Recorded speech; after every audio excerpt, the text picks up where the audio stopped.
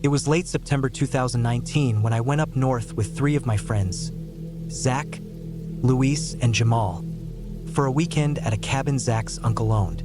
It was about a 4-hour drive from where we lived in Fort Collins, Colorado, up into the woods near the Wyoming border, close to a tiny town called Encampment. I was 26 back then. We'd all met back in high school, and even though we'd taken different paths, jobs, college, and all that, we still made time for each other when we could. This cabin trip was supposed to be our way of closing out the summer before the cold kicked in. A quiet, peaceful weekend. No cities, no work, no noise. Just the woods, a cabin, some drinks, and some time away.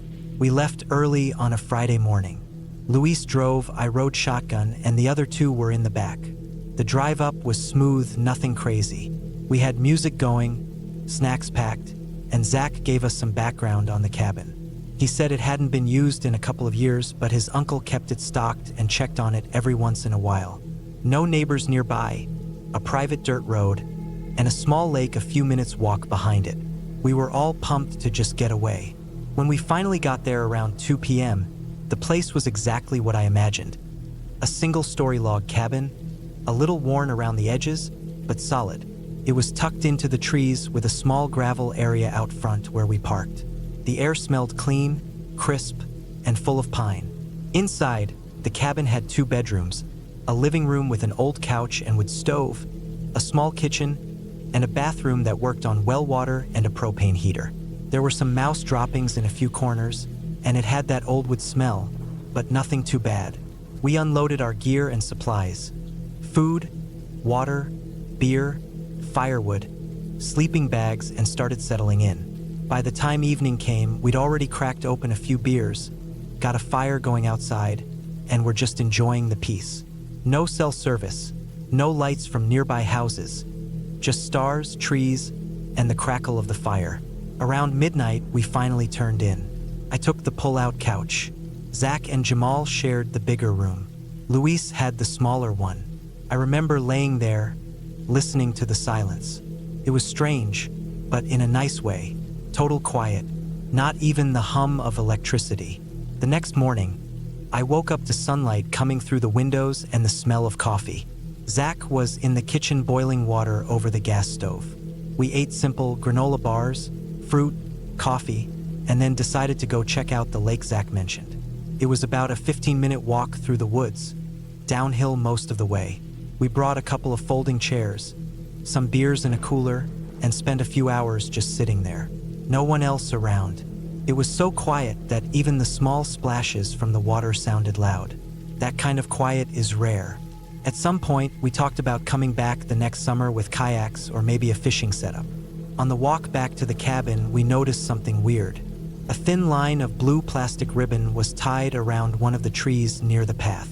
Just one strip, maybe 3 feet off the ground. It wasn't there when we walked down. At least none of us remembered seeing it. It was old and faded, maybe surveyor's tape or something. We didn't think much of it, but Zach said it might have been left from when his uncle had work done out there a few years back. We moved on. That night, after grilling some burgers and sitting around the fire again, we started hearing noises in the woods. Not too close, but not far either. It sounded like snapping branches and movement, but not steady, like a few steps, then nothing. A few more, then silence again. Could have been a deer, maybe a bear. Zach reminded us that bears were a possibility up there. We weren't too worried. We had flashlights, knives, and the fire going. Still, I remember feeling a little more alert. I kept checking over my shoulder, listening harder than before. The woods at night feel different. It's not the same quiet as during the day. There's this pressure to it, like something's watching. We went inside around 11, locking the doors and windows, just in case.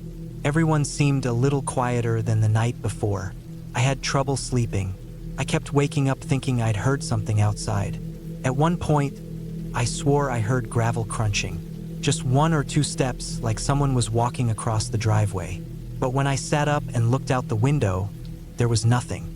I told myself it was probably an animal and forced myself back to sleep. The next morning, things felt a little off. The cooler we left outside was moved. It wasn't open, just pushed a few feet from where we'd left it.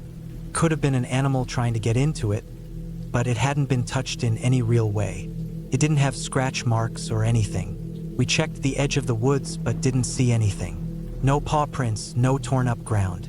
Just more quiet. Too quiet. Luis wanted to head out for a drive to get signal and check in with his girlfriend. Zach and Jamal went with him. I stayed behind. I just wanted some alone time, maybe a nap. I stayed on the couch for about an hour, reading one of the old magazines in the cabin, when I noticed something through the front window. It was far, but clear. Someone was standing at the tree line across the clearing, just standing, not moving, not facing the cabin directly, but off to the side. They were in dark clothes and had a hood or maybe a beanie on. I froze. I didn't move. I just stared. After what felt like minutes, they turned and walked into the woods. Not fast, not slow, just walked away. I jumped up, locked the door again even though it already was, and moved away from the window. My heart was pounding. I wasn't sure if I'd really seen what I thought I did. It didn't make sense. There shouldn't have been anyone out here. Zach said there were no neighbors close by. I stayed inside until the others came back, maybe 2 hours later. I didn't tell them. I didn't want to sound paranoid. We still had one more night left. I just told them I thought I heard something in the woods again, just to be safe. That night, we didn't do the fire. None of us said anything, but I think we all felt something was off. Instead, we stayed inside, played cards, drank a bit, and kept the lights on. Around 10 p.m., the power went out. Total darkness. Zach said the propane generator outside must have run out of fuel. He and Jamal went to check it. I went with them. Luis stayed inside. As we walked around back with flashlights, we saw it. The side window, one of the small ones near the kitchen, had a long, shallow crack in it, like it had been hit with a rock or something. Not broken all the way through, but cracked in a wide arc. We stared at it for a while. No one said anything. Jamal checked the generator. It was fine. Still had fuel. It hadn't been turned off, it had been unplugged. The heavy cord was pulled out and laying on the ground. It would have taken effort. It wasn't something that could fall out on its own. We plugged it back in, got the lights running, and went inside. This time I told them what I saw earlier. The figure, the person in the woods. No one laughed. No one doubted me. They just nodded. Jamal said he had a weird feeling earlier that day too, like someone had been watching us from the trees when we were down at the lake. We decided not to sleep. We sat together in the living room with the lights on, one flashlight each, and a few knives laid out on the table. We kept the front curtains closed but kept checking the windows. Every creak and groan of the cabin made us flinch. It was probably close to 3 a.m. when we finally saw it again. Movement outside, near the trees. A shape, then two people, just standing at the edge of the clearing. One had something slung over their shoulder. It looked like a bag. The other just stood still, facing the cabin. They didn't move. They didn't run. They didn't shout. Just stood there. Zach ran to the back room and grabbed a flare gun his uncle kept locked up. He fired it up through the chimney hole. The red light lit up the clearing for a few seconds. When we looked again, they were gone. That was enough. We packed our stuff in minutes, just essentials, and got in the car. We didn't bother cleaning or putting anything away. Luis drove like hell down the dirt road, headlights bouncing off trees, tires sliding in the gravel. We didn't speak until we hit the main road and got signal. We called the sheriff's office in encampment, told them everything. They said they'd send someone to check it out, but we never heard back. We never went back to that cabin. Zach's uncle put it up for sale that winter. We still talk sometimes, and we still take trips, but never to cabins and never out that far. The quiet doesn't feel peaceful anymore. It feels like something hiding. I still think about the way those people stood there, the way they didn't try to break in. They didn't try to hurt us. They just watched, like they were waiting for something. I wonder if they'd been out there the whole time, maybe even the first night. Maybe we just hadn't noticed. Maybe they were watching us from the trees, learning our patterns, figuring out how long they could wait. And I think about how we never found out who they were. No names, no faces, no motive. Just two silent figures in the woods. That's what sticks with me the most. the not knowing.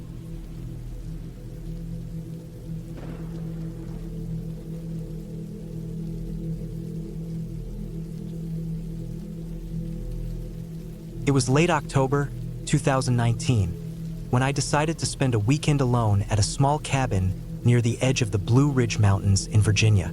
I was 32 at the time, working a remote IT job that had me staring at screens too much.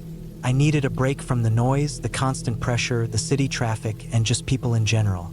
The cabin belonged to a friend of a friend, someone I didn't know personally, but he had offered to let me use it for a few days.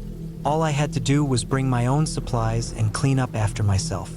I left early Friday morning from Charlottesville, packed my car with canned food, water, a camp stove, a sleeping bag, a change of clothes, and my old hiking boots. It was raining steadily when I started the drive.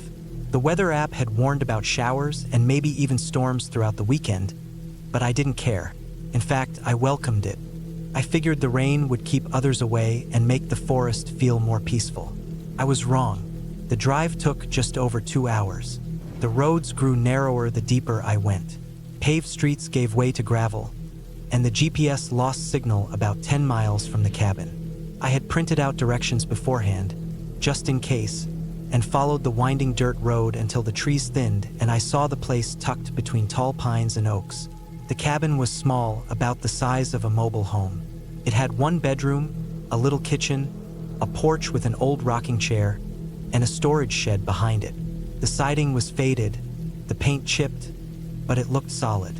I parked a few feet from the front steps, grabbed my gear, and went inside.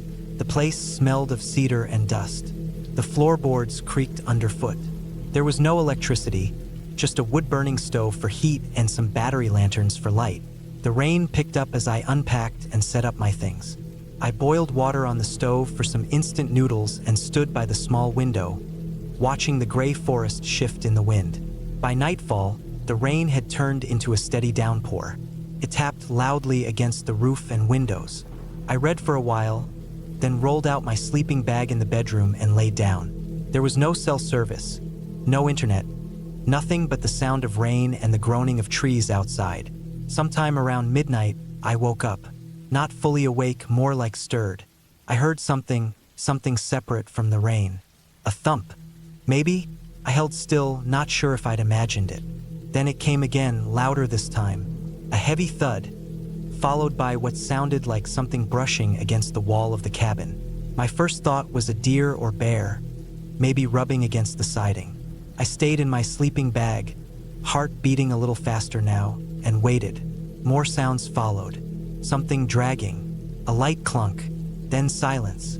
Just the rain again.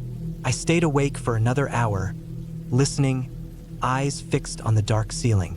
Eventually, I dozed off again. The next morning, the rain hadn't stopped. The forest outside looked pale and lifeless through the wet glass. I stepped onto the porch with my jacket and boots, coffee in hand, and looked around. The air was cold, and everything smelled like wet soil. I didn't see any animal tracks around the cabin, but then again, the mud was all churned up. Maybe whatever I'd heard was gone. Maybe I had imagined it. Still, I kept glancing over my shoulder the rest of the morning. I spent the day reading and jotting thoughts in a small notebook I'd brought. Around noon, I explored the shed behind the cabin. It had some old tools, a rusted axe, and a few cans of kerosene. Nothing unusual. The inside was dry, but the door creaked badly, and the hinges were rusted. I left it alone and went back inside.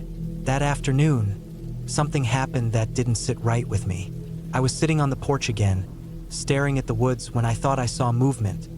A figure maybe, or a shape, just far enough away that I couldn't tell if it was a person or a tree swaying oddly.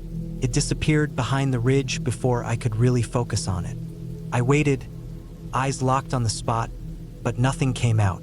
Could have been my imagination, I told myself. Light and shadow playing tricks. Still, I kept the cabin door locked after that, even though I knew no one was supposed to be around for miles. That night, the sounds came again. This time, it started with what I thought was knocking. 3 taps. Slow. Heavy.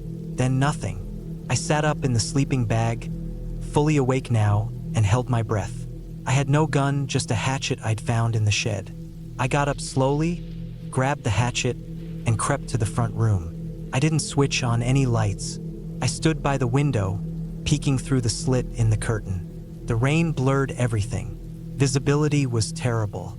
I thought I saw something move on the porch, but couldn't be sure. Then, another sound, this time from the back. It wasn't knocking, it was footsteps. Slow, deliberate steps in wet leaves and mud. I turned toward the back door, heart pounding, ears straining. The footsteps stopped. I waited, not breathing, for several minutes. Nothing happened. Eventually, I returned to the bedroom, still holding the hatchet, and stayed awake until dawn. When daylight came, I walked the perimeter of the cabin. That's when I found the boot prints, deep in the mud, clear as day. Human, not mine. They circled the cabin. Twice. They led in from the woods behind the shed and disappeared back the same way. Someone had been walking around the cabin while I slept. I felt a wave of cold run through my chest. I packed my gear in a rush and threw it in the car. But when I tried to start the engine, the car wouldn't turn over. The battery was dead. I checked the hood. Everything looked fine, but I wasn't a mechanic. I tried again. Nothing. I was stuck. No phone signal. No way to call for help. I was about a 10-mile hike from the last paved road, and even that was likely empty. I had no choice but to wait it out. I spent the rest of that day sharpening the hatchet, keeping every window in sight. I didn't sit on the porch. I didn't leave the cabin. I moved the table in front of the front door and stacked some firewood by the back entrance. Not that it would do much good if someone really wanted in, but it made me feel a little less helpless. That night, the rain was worse. Thunder cracked in the distance. Wind blew hard against the windows. And then, just past midnight, the doorknob turned. Not jiggled, not bumped, turned. I saw it. I was sitting right there in the front room, watching it in the dark. It didn't open. I had locked it and braced the table against it, but someone had tried. Whoever it was didn't knock this time. No sounds. Just that single attempt. Then silence again. I waited there for hours, gripping the hatchet until my hands cramped. I didn't sleep. In the morning, I checked the door. Mud smeared on the handle. More boot prints on the porch. I checked the shed again. This time, it was open. The axe was gone. The realization hit me like a punch in the stomach. I hadn't taken it out. I had left it leaning against the wall. Now it was missing. Whoever was walking around the cabin had taken it. I didn't eat that day. My stomach was tight. I thought about walking, but the idea of being out in the woods, exposed, made me feel worse than being inside.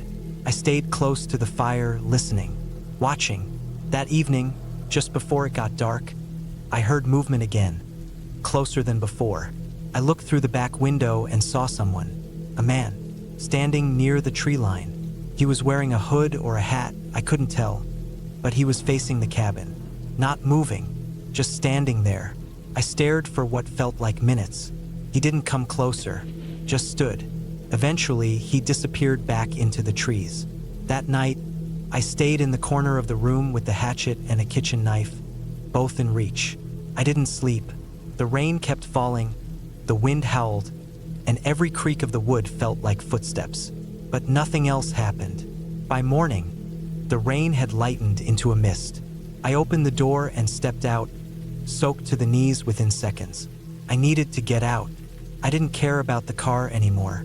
I packed a backpack with water, a little food, the knife, the hatchet, and started walking. I followed the dirt road in the direction I'd come in from.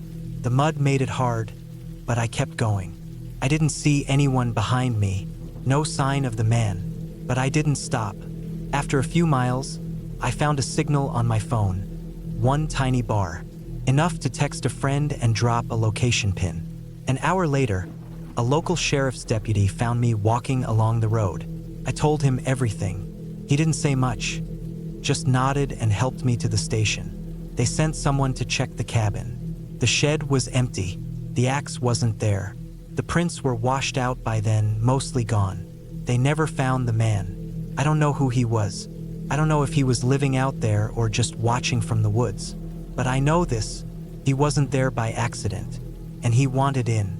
I never went back to that cabin, never even asked about it again. I still don't sleep well during storms, and every time I hear a knock or a creak in the middle of the night, I remember that door handle.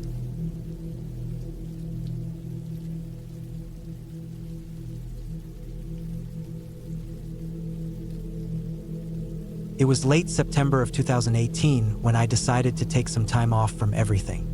I had just turned 35 and had been working construction jobs nonstop for over a year. I lived alone in Tulsa, Oklahoma. No wife, no kids. Just work, bills, and the occasional beer to quiet down the days. My body was starting to feel it. Knees hurt more in the morning. Hands were stiff. Neck and shoulders always tight. I needed a break, not the kind where you stay home and scroll through your phone, but the kind where you go off the grid for a while. Somewhere quiet. I found a listing online for a small off-the-path cabin about 30 miles east of Fayetteville, Arkansas. The pictures showed a small, single-floor wooden cabin with an old stove, a cot, and a small kitchen. No Wi-Fi, no cell signal. There was a hand pump out front for water and a wood stove for heat. What caught my attention was the listing's last note. Asterisk, secluded, quiet, bordering historic graveyard. Perfect for solitude. Asterisk, that graveyard part should have stopped me. Didn't. I had always been okay with graveyards. Never saw them as scary. Just part of life. If anything, I figured it would keep other people away. And I needed that. Just me and my thoughts. I booked the place for a full week. I packed light. Mostly canned food, a flashlight, a small hatchet, a first aid kit, and a sleeping bag. I also brought a basic emergency radio that ran on batteries. Didn't expect to need it, but old habits from years of camping die hard. I left Tulsa early on a Friday morning. The drive was easy until I got off the main highway and started following the gravel roads deeper into the hills. Trees started to crowd the road. The gravel gave way to a thinner, bumpier dirt path. No signs, no traffic. It was late afternoon when I pulled up in front of the cabin. It looked like the photos, but older. Logs darker, chipping in some places. The small front porch leaned slightly. A single rocking chair sat at an angle like someone had just left it. The graveyard was maybe 50 yards to the left of the cabin, partly hidden by trees. I could see the older style headstones, tall and thin with rounded tops. Some were leaning, others nearly swallowed by grass and dirt. I unpacked, locked up my truck, and got settled inside. The cabin had a strange smell. Not bad, just musty, like dry rot and dust. I opened the windows to let air through and wiped down the surfaces with some cleaner I'd packed. There were no curtains on the windows, which made the place feel open in a way I didn't like, especially at night. But I didn't come out there to feel cozy. That first night was quiet. Too quiet. No engine sounds, no planes, no people. Just wind through trees and the occasional crack of something settling. I made a simple dinner of beans and cornbread I'd packed in a tin. Read by lantern light for a bit, then went to bed on the cot. The mattress was thin and springy. I could feel the metal through it, but I was tired enough not to care. I woke up sometime after midnight. No reason I could name. The lantern was out. The cabin was pitch black. Took a moment to remember where I was. That kind of dark makes your brain grab for familiar things that aren't there. I sat up and listened. Wind, nothing else. But something felt off, like I had been dreaming about something just out of reach. I shook it off, used the bucket in the corner for the bathroom, and laid back down. The next morning, I made coffee over the wood stove and sat out on the porch. The graveyard looked different in daylight, more detailed. I could see the wrought iron fence around it, parts of it broken or bent. It was larger than I first thought, maybe an acre in size. Some of the headstones looked old, like pre-Civil War old. One section had stone crosses. Another had markers that had fallen completely over. There were no flowers, no signs that anyone came to visit. Later that afternoon, I walked through it, just looking. Some headstones had dates from the 1800s. A few had only first names. Elias, Rebecca. One had no name, just the year 1861. I found a cluster of smaller stones that might have been children. Most were too weathered to read. No recent burials, no maintenance, just time and decay. It was strange to stand among so much forgotten history, but it didn't scare me. Not yet. That night it rained. Not hard, but steady enough to drown out the usual forest sounds. I laid awake longer than the night before. The rain tapped on the roof like fingers. I kept thinking about the graveyard. I wasn't afraid of ghosts or anything like that. It was the fact that no one came out here. No one had tended to that place in decades. No flowers, no signs of ceremony. Just long-forgotten bones in the dirt next to the place I was sleeping. I don't know what woke me again, but it was late, still raining. I sat up and looked at the window facing the graveyard. I couldn't see much, just black trees and the occasional glint of water on glass. But there was a shape, low to the ground. At first, I thought it was a deer, but it didn't move like one. It stood still for too long, just hunched there, barely moving. Then it was gone. I told myself I imagined it. Probably a branch or shadow. The mind plays tricks in the dark. Still, I kept the hatchet by the bed that night. The next day, I checked the ground near the graveyard. The rain had turned the dirt soft. I thought maybe I'd see tracks. Deer prints, raccoon, anything. But there was nothing, just wet leaves. I figured if it had been something big, I would have seen signs. Around noon, I hiked a bit down the path beyond the cabin. The forest opened up in parts to rolling hills and old barbed wire fences. I didn't go far, just enough to get a sense of the place. I didn't see any other houses or cabins. No hunters, no campers, no tire marks. It was like the world stopped just beyond where I was. When I got back to the cabin, I noticed something odd. The rocking chair on the porch was facing the opposite direction than I remembered. I hadn't touched it. That made my skin crawl a little. That evening, I built a small fire outside. Just wanted to sit and watch the flames for a while. I kept looking over at the graveyard. Nothing moved, but it felt different now. Heavier. I didn't eat much that night. Just sat out there until the fire died. Then went inside and locked the door. It rained again that night. Heavier this time. The wind picked up. I could hear branches hitting the roof. I was tired, but I couldn't sleep. Around 2 in the morning, I heard something. Not the rain, not the wind. A thud, heavy, followed by another, and another, not like footsteps, more like something being dragged. It was coming from the back of the cabin. Then silence. I waited. Nothing. I got up and crept toward the back window. Wiped the fog off with my sleeve. I couldn't see much through the rain, but there was a shape again. Closer now. Lower. Still. Like someone crouching. I backed away and picked up the flashlight. Turned it on and shined it out the window. Nothing. Just trees and rain. But when I turned around, I noticed something on the floor. Mud. A long, wet streak across the wooden boards, leading from the back door toward the front. I hadn't heard the door open, but there it was. I checked the front door. Still locked. Same with the back. All the windows were shut. There was no way someone had been inside. But the mud was real. I could see the leaves stuck in it. I used a rag to wipe it up and tried to calm myself down. I stayed up until morning. The next day, I hiked down the path again. This time farther, hoping maybe I'd run into a ranger station or some other person. I didn't. Just more trees. I came across what looked like an old barn about a mile out. Roof caved in. Walls leaning. Inside was a rusted tractor and piles of broken tools. Looked like no one had been there in decades. When I got back to the cabin, the rocking chair was gone. Not moved. Gone. I walked around the cabin twice. Nothing. That chair was heavy. No way it just blew away. I didn't know what to think anymore.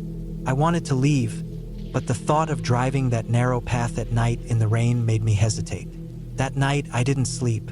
I sat up with the hatchet in my lap and the flashlight next to me. The rain had stopped, but the wind hadn't. Around midnight, I heard it again. Dragging. Closer. Louder. Then scratching at the back wall. Slow, like fingernails or something metal. I stood up and moved toward the noise. It stopped. I turned off the lantern and waited. Silence. Then I heard the front porch creak. Slow. Deliberate. One step. then another. I held my breath. There were no windows facing the porch. I couldn't see what was there, but it stayed. For a long time, I could hear the wind, but not whatever it was. Then the creaking stopped. I waited until dawn before opening the door. The chair was back. Same position as the first day. Clean, dry. Not a drop of water or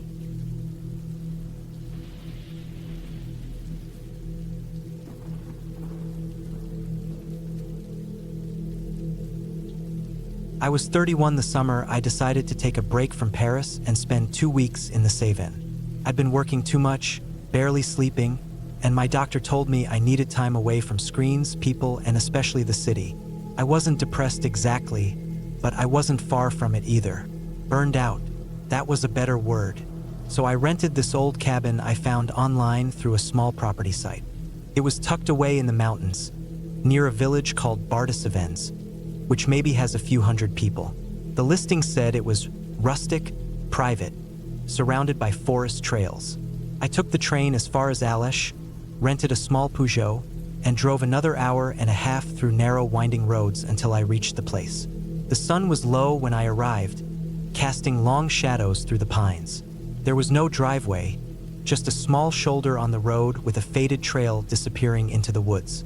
I had to carry my bags down a rocky slope for maybe 10 minutes until I saw the roof of the cabin through the trees. It was smaller than I expected and older too, made of dark stone and wood with a sagging metal roof.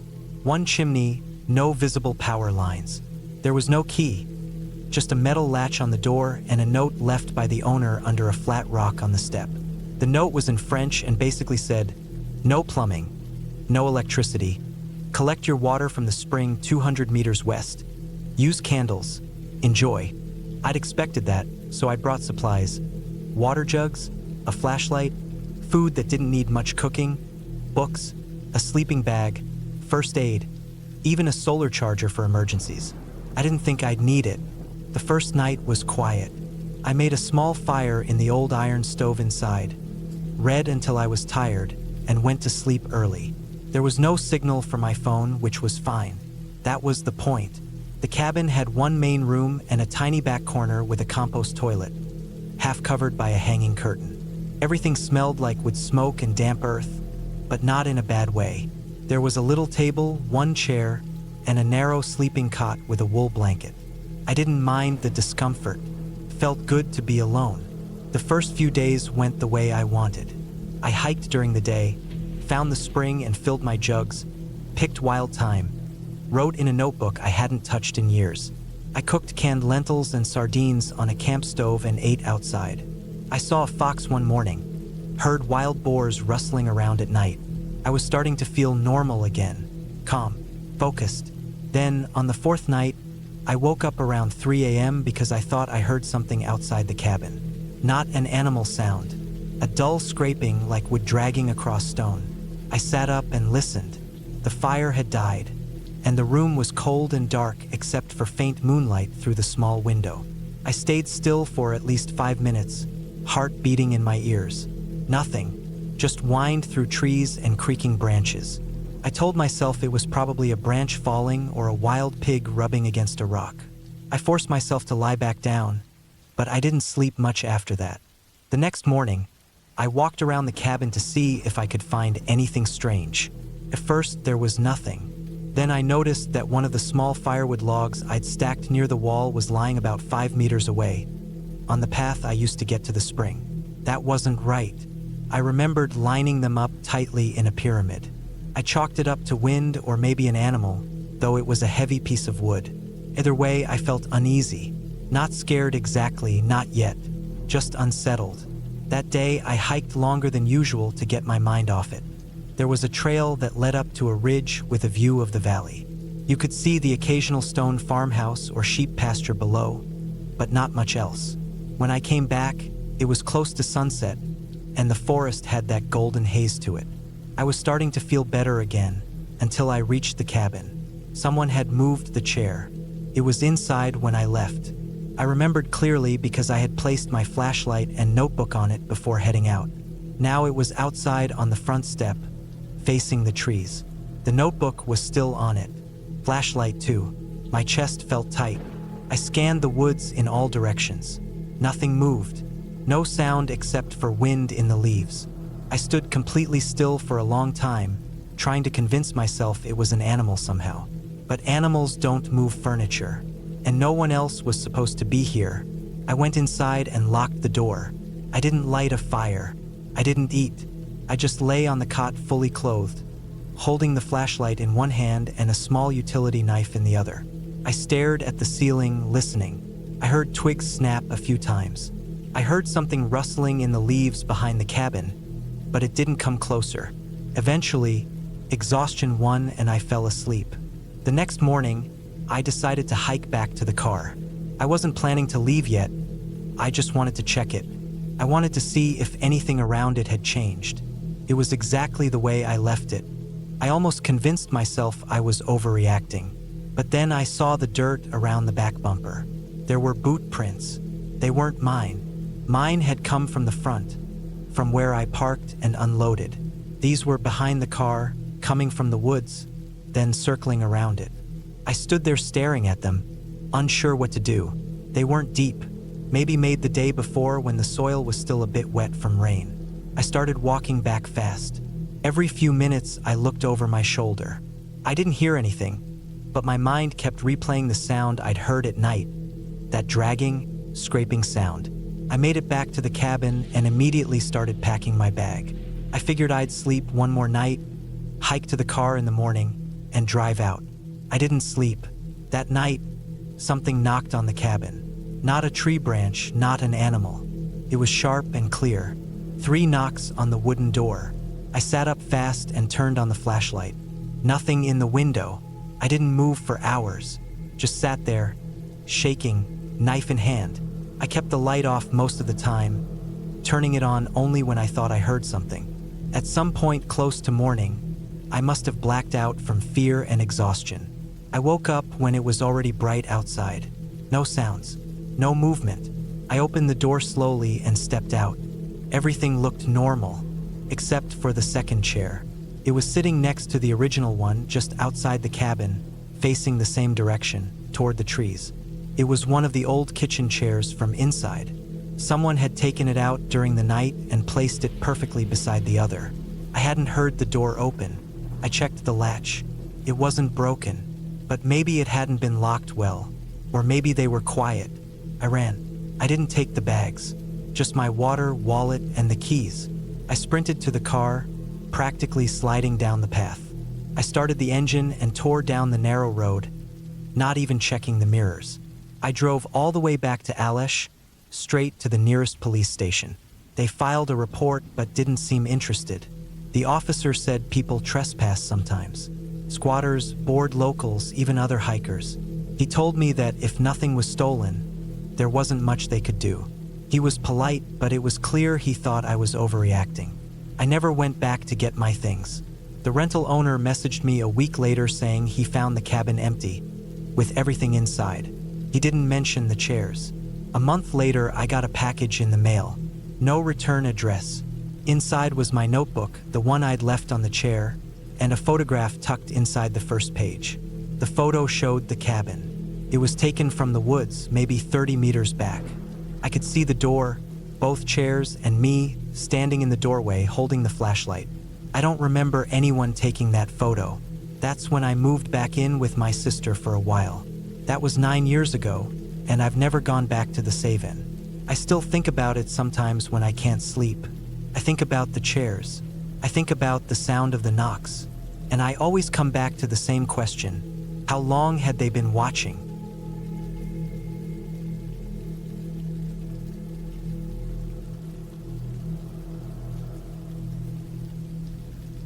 My name's Ben Kramer. I'm 32 years old now, but this happened when I was 28. I live in San Diego, and I used to work in a fast-paced marketing firm downtown. Back then, everything felt like it was always going 100 miles an hour. Phones ringing, people rushing, traffic, deadlines, back-to-back meetings. I started feeling burnt out. My hands would shake for no reason, and some mornings I'd feel my heart beating too fast even before I got out of bed. I knew I needed a break from the city, A coworker told me about a small off-grid cabin he had rented before out in rural Oregon, near a place called Hines, not far from Burns. It wasn't listed on Airbnb or anything. It was owned by a retired guy named Marcus who rented it by word of mouth. No Wi-Fi, no neighbors, just trees, fields, and quiet. I jumped on it. A long weekend alone sounded perfect. I booked 4 nights in mid-September and drove up with just a few bags, some food, and a sleeping bag. No gun, no dog, just me. It was a long drive. I left San Diego around 5 in the morning and didn't get there until almost midnight. The last couple hours were rough. Pitch black roads with no streetlights, and Google Maps lost the signal halfway through. I had to rely on a printed direction sheet Marcus had emailed me the week before. I remember passing maybe 3 houses total in the last hour. One had a rusted-out school bus in the yard. Another had lights on but no cars parked outside. The last one had a barbed wire fence and what looked like an old livestock pen behind it. The road to the cabin was just a gravel track with grass growing up the middle.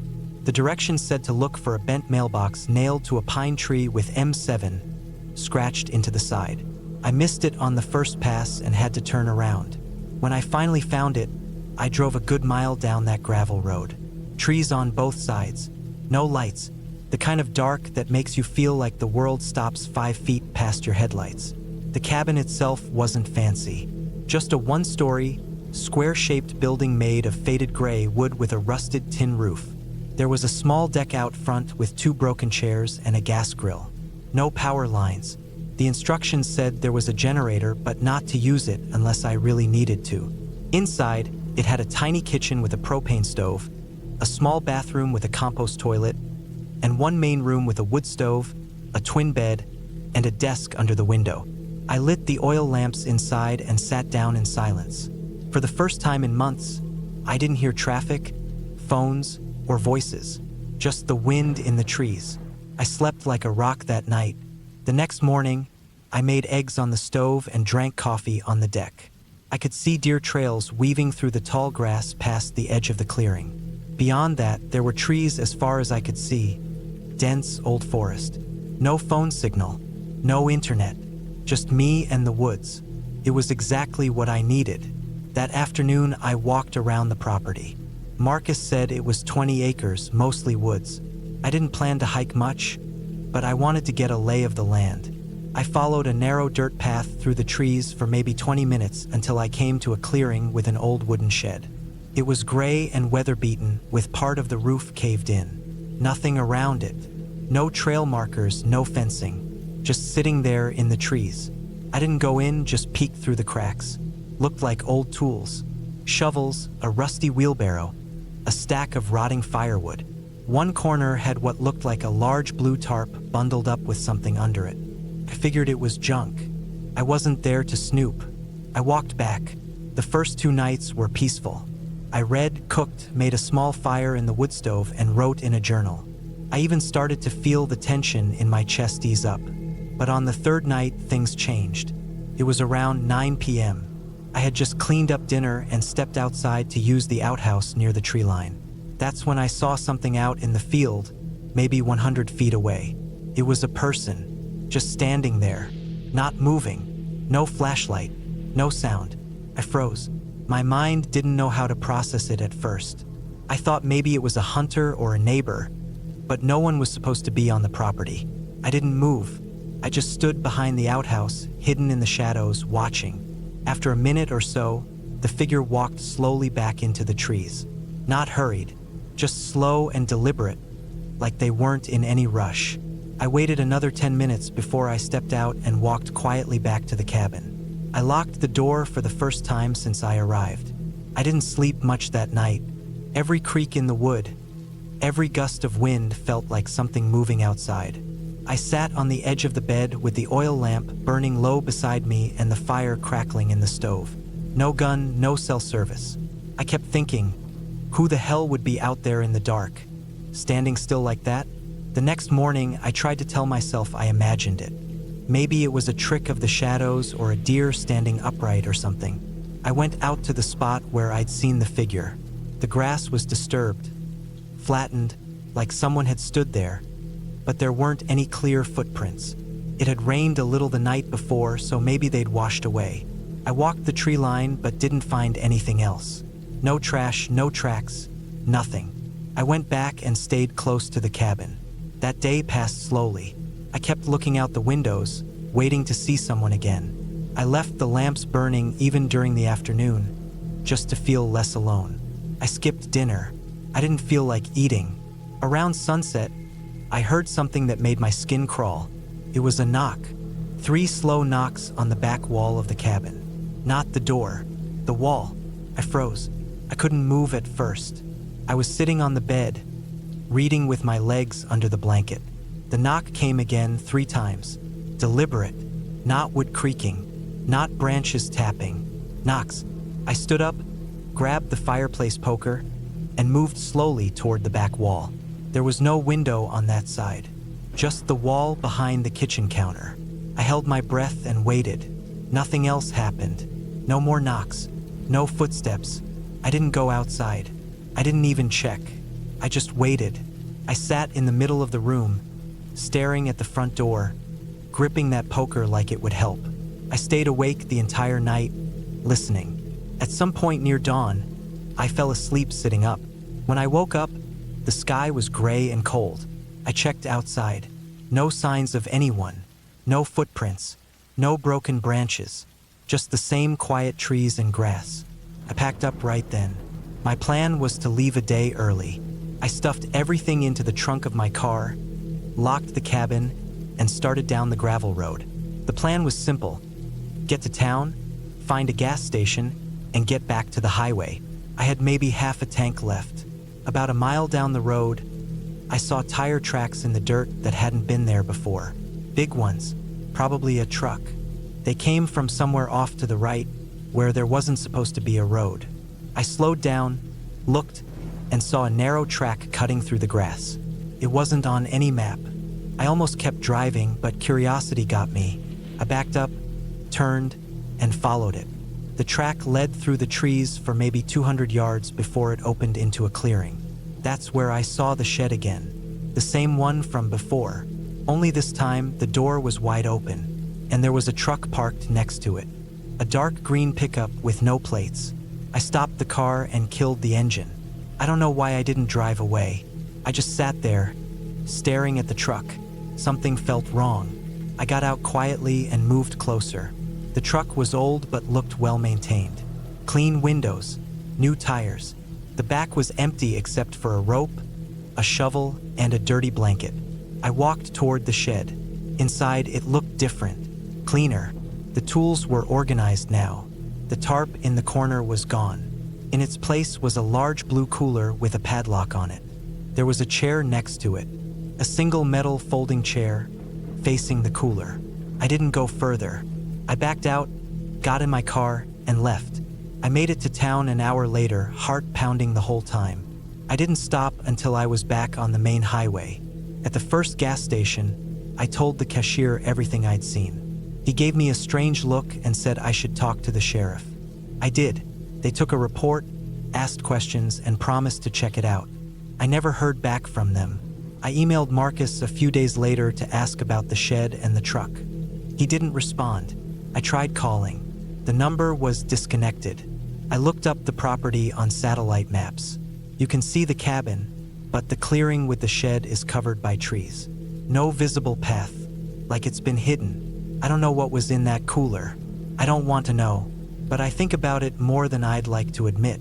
I quit my job a few months later, moved out of San Diego. I live near Flagstaff now, work remotely, and spend more time outdoors, but never alone. Never without a phone. And I never go anywhere I can't walk away from fast. That cabin was supposed to be a break from stress.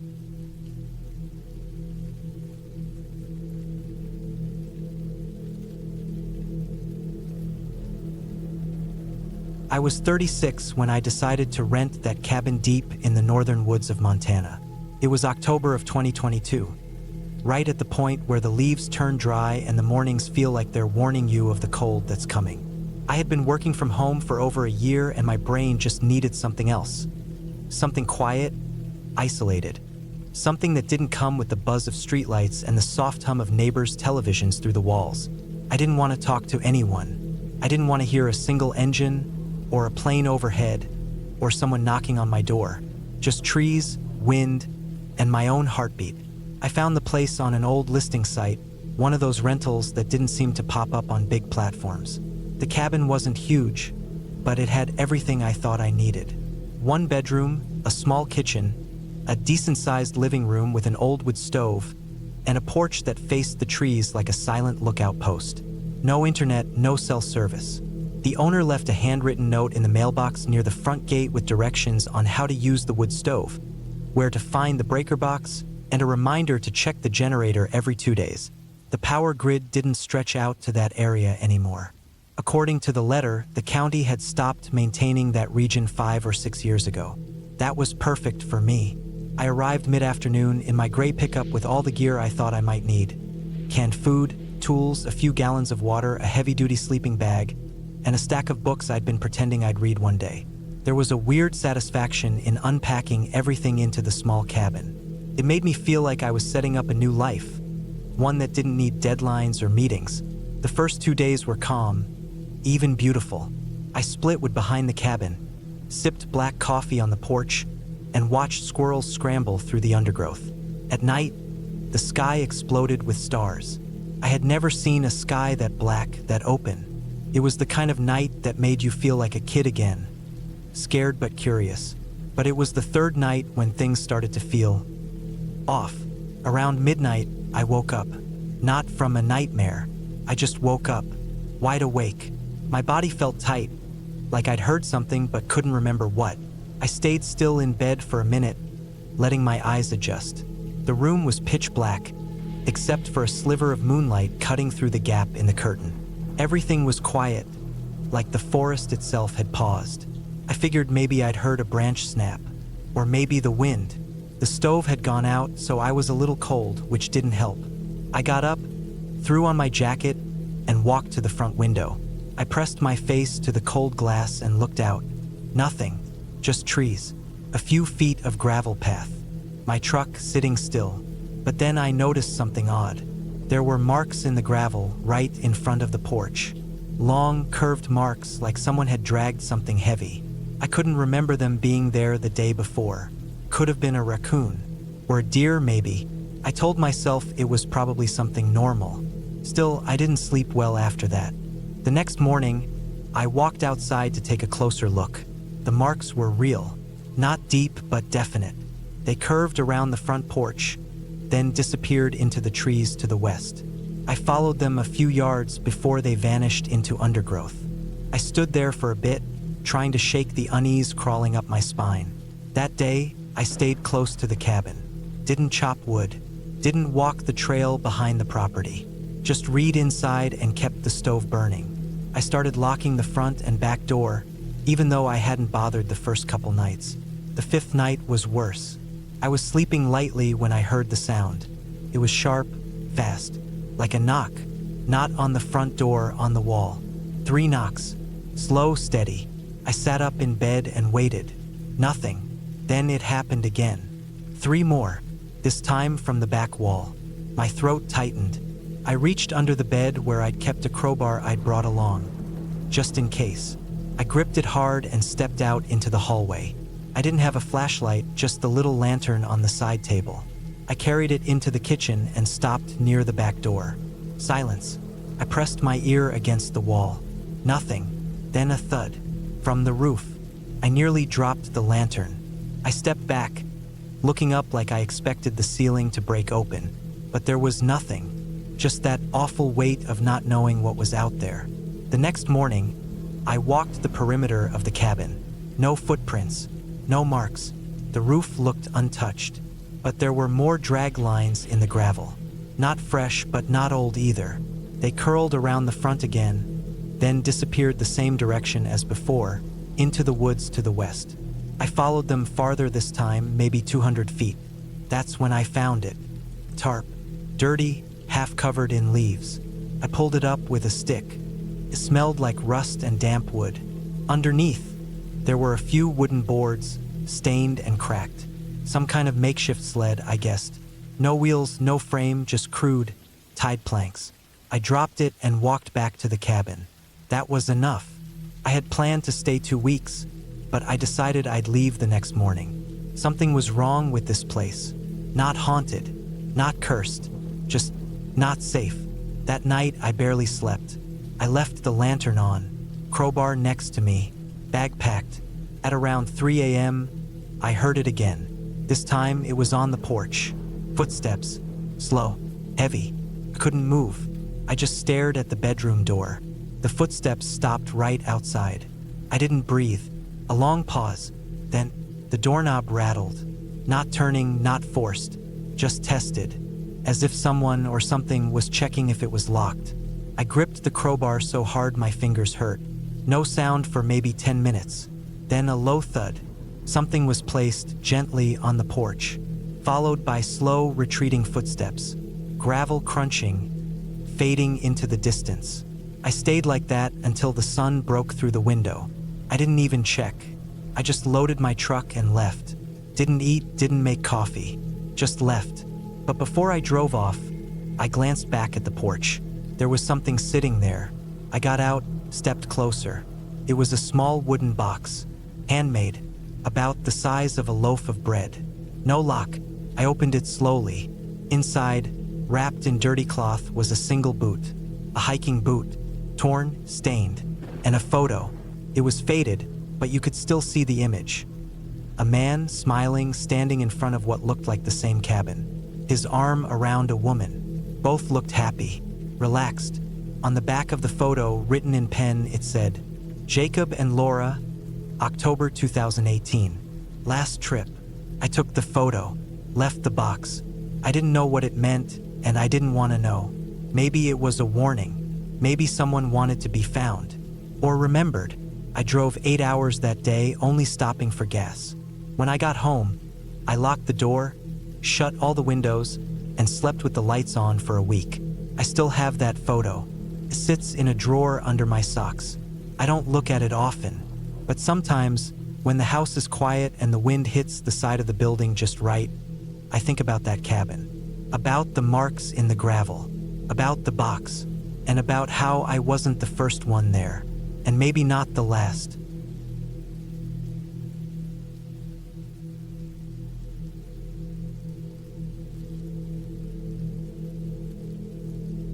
I was 27 when I decided to spend a weekend alone in an old cabin I inherited from my uncle.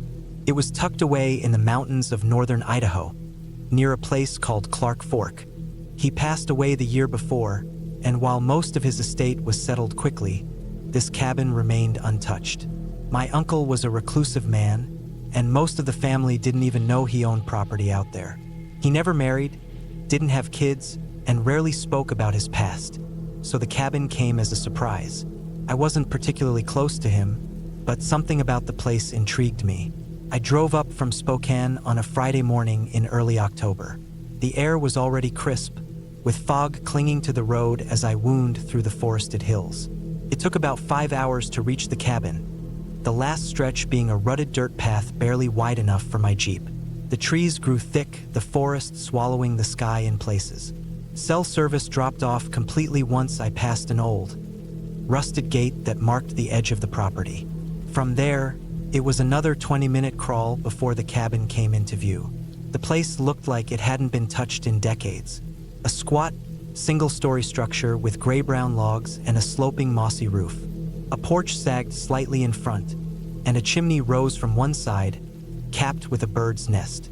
Dead leaves blanketed the ground. I parked beside a crumbling stone well and stepped out. The air was silent, not quiet, silent. No birdsong, no wind, no distant rustle of wildlife. It was like the world had paused around this one forgotten spot. The key worked, though it took a few firm twists to unlock the swollen wooden door. Inside, the cabin was musty and dark, lit only by what sunlight filtered through the dust-caked windows. Cobwebs draped the corners. The furniture was old but intact. A small table, a sagging couch, a few chairs, a wood stove. I found shelves lined with yellowed books, some tools, canned food so old the labels had faded to blank white. In the back was a single bedroom with a bare mattress and a chest at the foot of the bed. I spent most of that first day cleaning. I opened windows to air the place out, swept up mouse droppings and dead leaves, and cleared away nests from the eaves. I had brought my own supplies, a sleeping bag, food, water, flashlight, tools. I checked the wood stove and flew. Amazingly, it still drew well. By dusk, I had a small fire going. I ate some cold soup from a can, drank bottled water, and sat by the fire wrapped in my jacket. The silence pressed against the walls, broken only by the pop of the fire. That night was the first time I felt something was off. I was lying in my sleeping bag, trying to sleep, when I heard what I thought was footsteps outside. Slow, deliberate crunches in the leaves. I held my breath. There were no windows on the back wall, just thick log.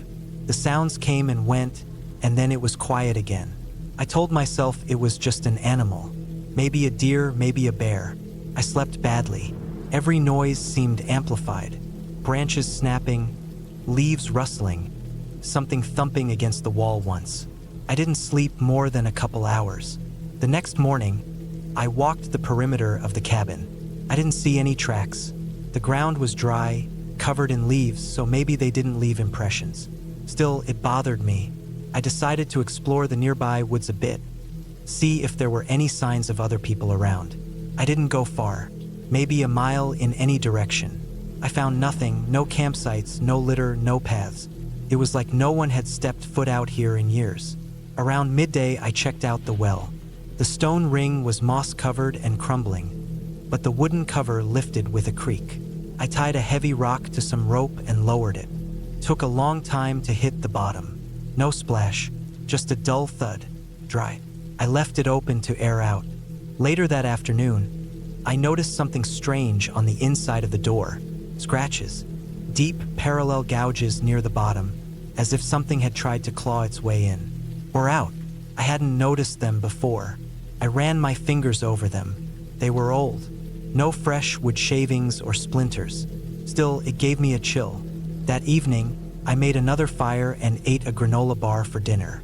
I read one of the books I'd found, a journal, maybe. The handwriting was neat but slanted. It wasn't dated, but it looked old. Most of it was mundane, notes about weather, hunting, growing vegetables. But there were odd lines too. Heard the steps again last night. They come around 3. Always the same path. Always counterclockwise. It doesn't enter. Never has. But I think it's watching. I won't light the lamp anymore. I don't want it to see me. I stopped reading. That night, I barely slept at all. The footsteps came again, slow, circling the cabin. I didn't light the lamp either. Just lay there, heart pounding, listening. Once, I thought I saw a shape move past the window, but I didn't check. I just waited for morning. The third day, I was done. I packed up everything, made sure the fire was dead out, and loaded the Jeep. Before I left, I took the journal. I don't know why. Maybe I wanted to prove to myself it was real. Maybe I thought it would help me understand what my uncle had gone through. As I drove away, I looked in the rearview mirror. Just trees. No movement. But that silence clung to me like fog. Back home, I researched the area. The land was never registered under my uncle's name. No records of ownership. No property taxes paid. I asked around. No one had heard of the cabin. It wasn't on any maps I could find. I don't know what that place was. I never went back. I still have the journal, but I haven't opened it again. And every October, without fail, I wake up at 3 a.m., heart racing. Sure, I hear footsteps outside my window, but there's never anything there. Just silence.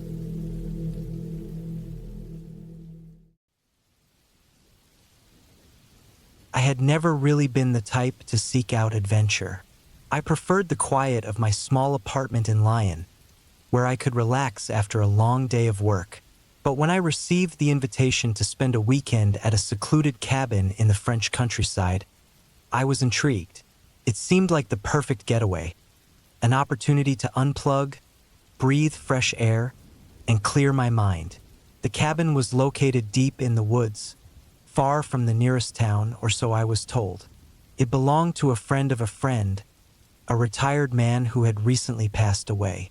His family had decided to rent it out for a weekend retreat, and they were offering it for a cheap price. The pictures online made it look charming. A small, rustic cabin with a wood-burning stove, a wraparound porch, and a beautiful view of the surrounding forest. I arrived at the cabin on a Friday afternoon, the sun hanging low in the sky. It was an easy drive from Lyon, but as I ventured deeper into the countryside, I couldn't help but feel a sense of isolation creeping in. The winding roads became narrower, the trees denser, and the air heavier. By the time I reached the cabin, I could barely see any signs of civilization. The nearest village was miles away, and the only sounds I could hear were the rustling of leaves and the occasional call of a bird. The cabin itself was everything the pictures had promised. It had a rustic charm, with wooden beams on the ceiling, a stone fireplace, and large windows that looked out over the forest. There was no electricity, only a few oil lamps scattered around the room to provide light, and a small gas stove in the kitchen. It was the kind of place where you could feel the weight of time, where the walls seemed to carry the memories of years gone by. I unpacked my things and settled in, taking my time to explore the cabin.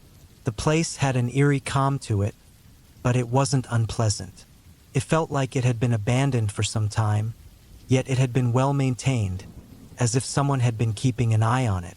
The furniture was simple but functional, and there was a cozy feeling to the space that made me feel at home. As the evening wore on, I lit a fire in the wood stove and sat down with a book, trying to push away any lingering unease. I was here to relax, after all, and I couldn't let my mind wander into dark thoughts. But as the night deepened and the wind outside began to pick up, I started to feel the weight of the silence. It was so quiet that it almost felt unnatural. Around midnight, I decided to turn in. The bed was comfortable and the blankets were warm. But as I lay there, I couldn't shake the feeling that something was off. It wasn't fear, exactly, but an unsettling sense of being watched. I told myself it was just the isolation getting to me. After all, there were no other houses for miles around, and the only living creatures were the animals in the woods. I must have drifted off to sleep eventually, but I was jolted awake by a noise. At first, it was faint, just a soft thud, followed by a rustling sound. I lay there in the dark, straining to hear.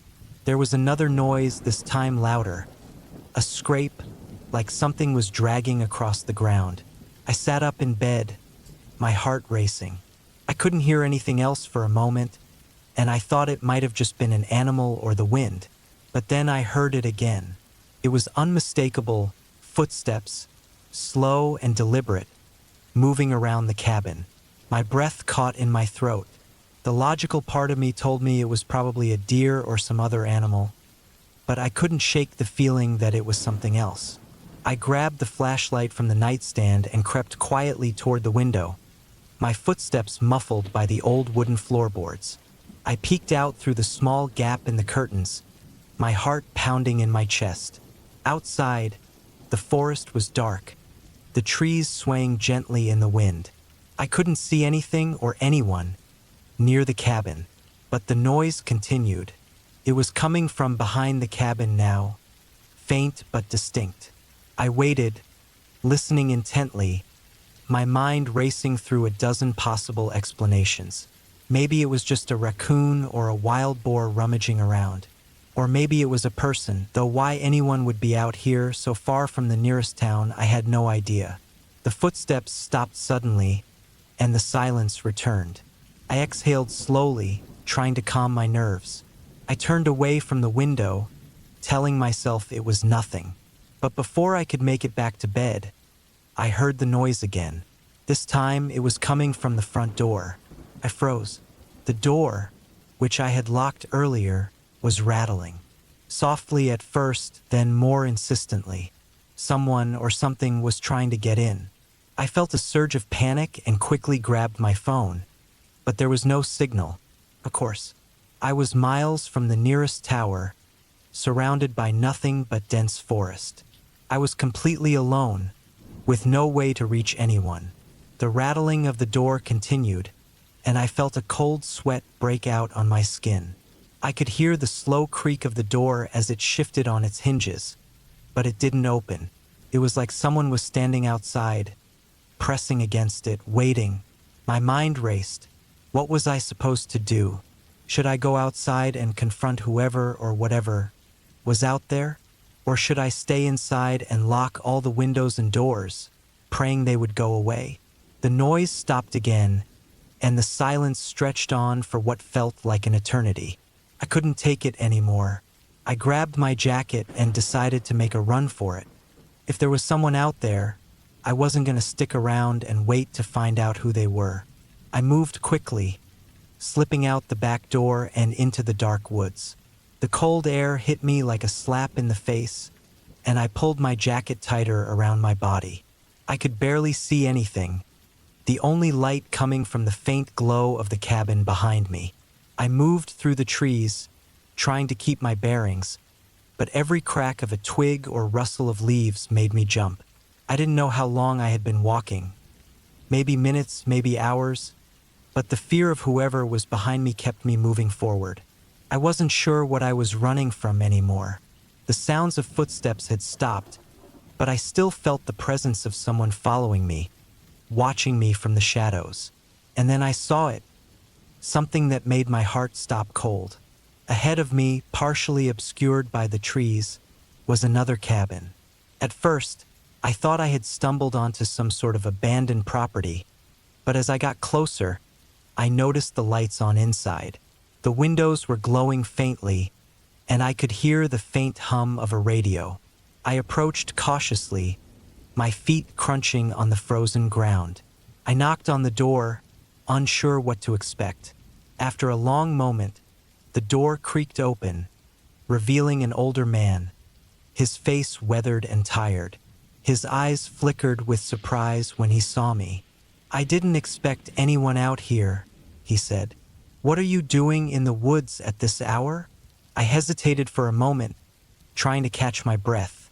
I think someone's following me," I said, the words coming out in a rush. "I don't know what's going on, but I'm scared." The man's expression softened, and he stepped aside to let me in. "You're not the first to get a little spooked out here. It's easy to imagine things when you're alone in the woods." He offered me a chair, and I sat down, still trying to calm my racing heart. The cabin was small, cozy, filled with the scent of wood smoke and coffee. The man introduced himself as Pierre, a local who had lived in the area his whole life. He had been staying in this cabin for a few days, enjoying the solitude.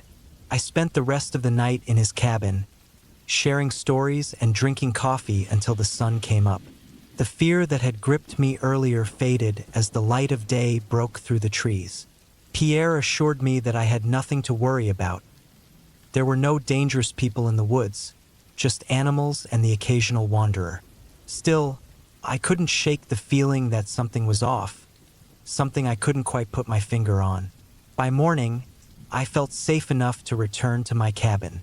The woods no longer seemed as menacing in the light of day, and Pierre offered to walk me back to make sure I was all right. When we reached the cabin, everything seemed peaceful again. The door was locked, the windows were intact, and the strange noises from the night before were nothing but a distant memory. I spent the rest of the weekend at the cabin, and while I still felt a bit uneasy, I had to admit that the fear I'd felt in the night had been unfounded. I never did find out what caused the strange noises, but I never returned to the cabin after that weekend. Sometimes, I wonder if I was just imagining things, if the isolation had played tricks on my mind. But I still can't shake the feeling that something, or someone, was out there in the woods, watching me, and that thought has stayed with me even as the years have passed.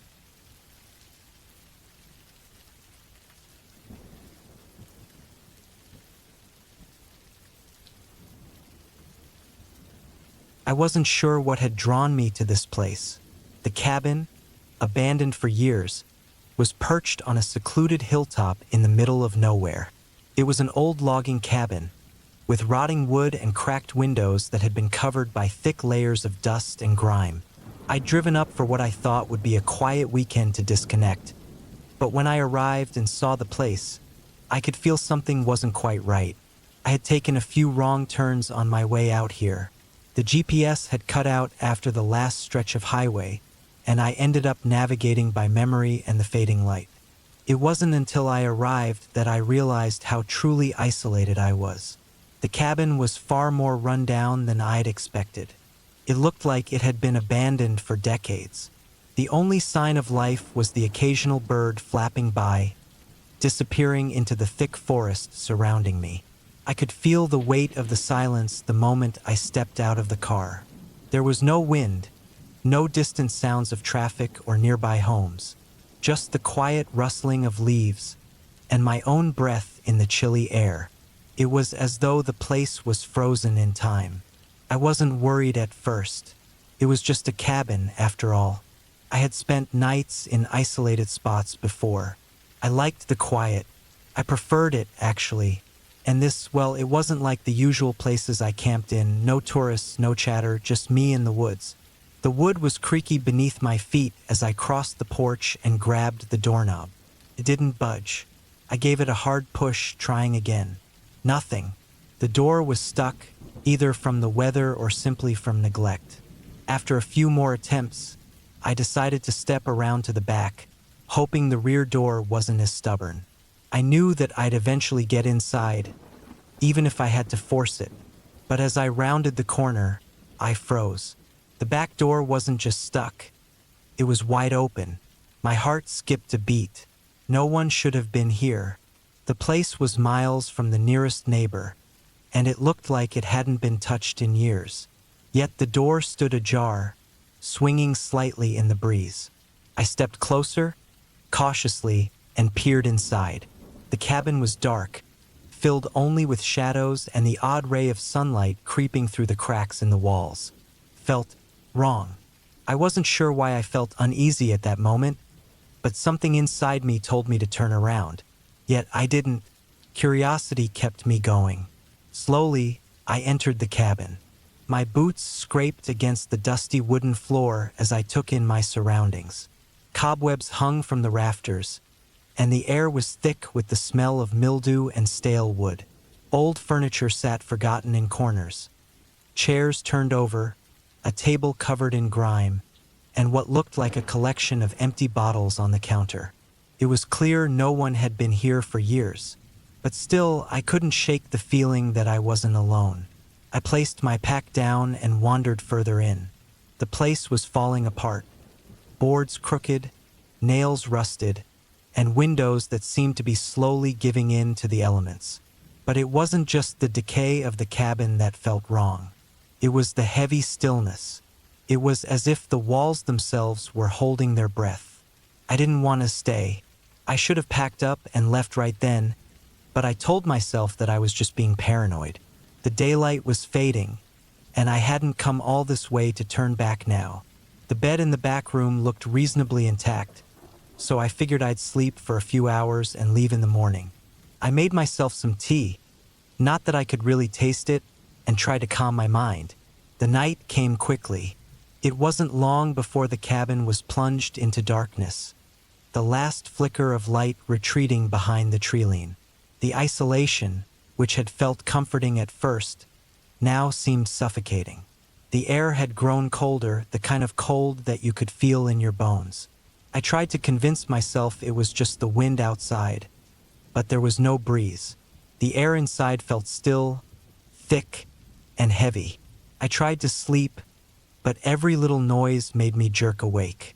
At first, it was just the creaking of the old timbers in the cabin, the wind brushing against the windows, but then I started to hear something else. A faint sound, almost like footsteps. They were soft, just on the edge of my hearing, but they were unmistakable.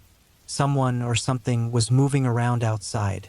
I didn't want to believe it, but the sound was too clear, too regular.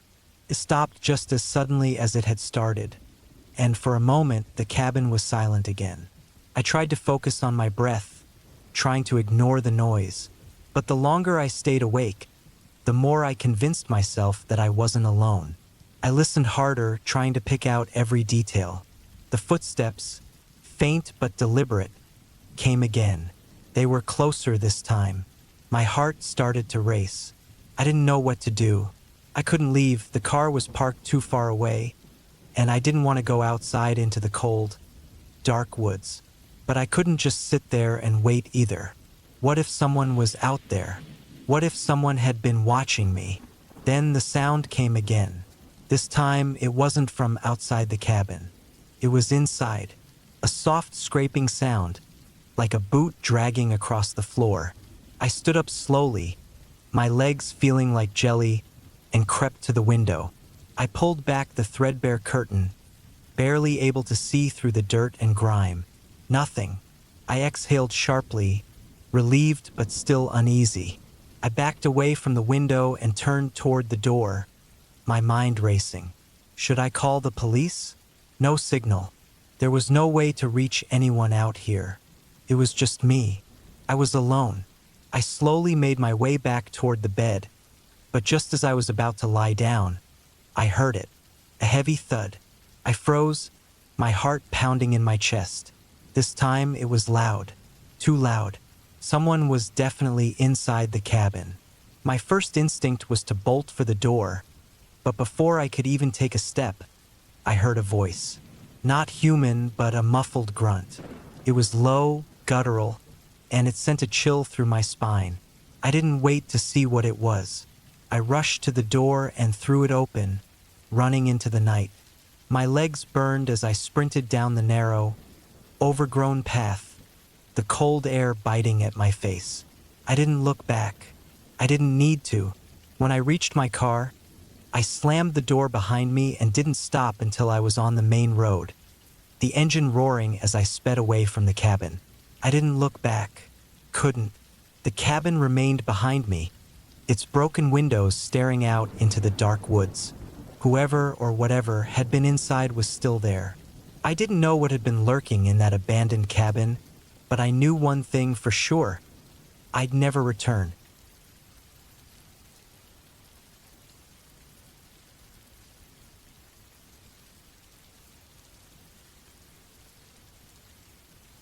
It was the fall of 2023 when I decided to go with my cousin Emily to the cabin she had inherited from our great uncle.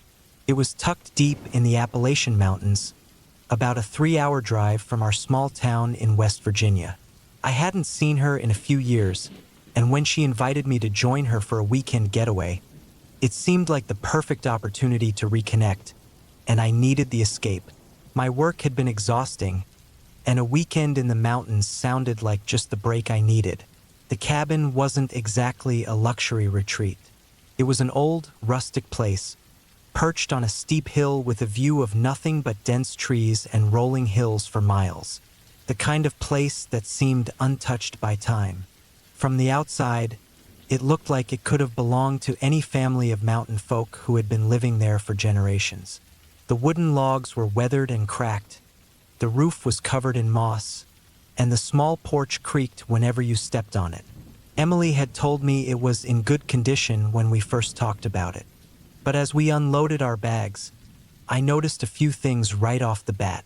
The windows had thin, rusted bars on them, the kind you'd see on a place that was once more of a fortress than a home. And the air was thick with the smell of damp wood, almost like the cabin hadn't seen a fresh breeze in years. I didn't say anything about it, though.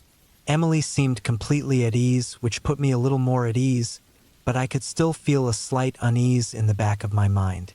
I thought it was just the remoteness of the place getting to me.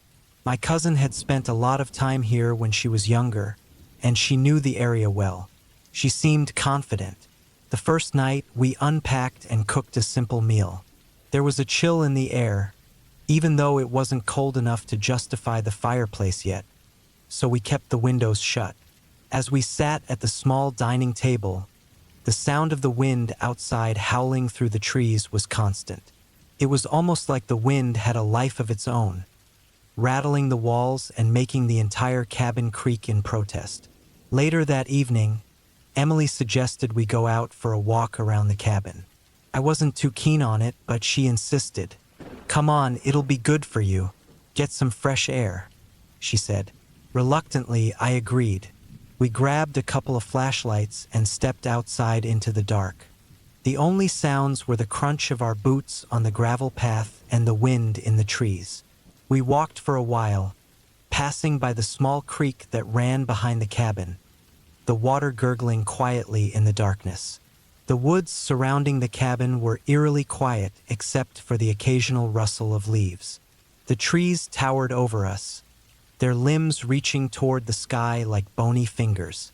It felt like we were completely alone in the world, and the longer we stayed out there, the more unsettling it became. I noticed something strange as we walked. A few of the trees near the creek had strange markings on them, deep gouges, almost like they'd been carved into the bark with something sharp. I pointed them out to Emily, who seemed to brush it off, saying it was probably just wildlife. But I couldn't shake the feeling that something was wrong. Something was off. We continued walking in silence, and after a while, Emily stopped, her flashlight beam dancing on the ground as she adjusted the strap of her backpack. I was about to ask her if we could head back when I heard it. A distant rustling, like something moving in the underbrush. I froze. Emily didn't seem to notice, her back to me as she fiddled with her backpack. But I couldn't ignore it. The sound was getting closer, too close for comfort. I stepped forward, my heart pounding in my chest. "Emily?" I whispered urgently, but she was lost in whatever she was doing. And then it came into view. It wasn't an animal, at least not in the way I expected.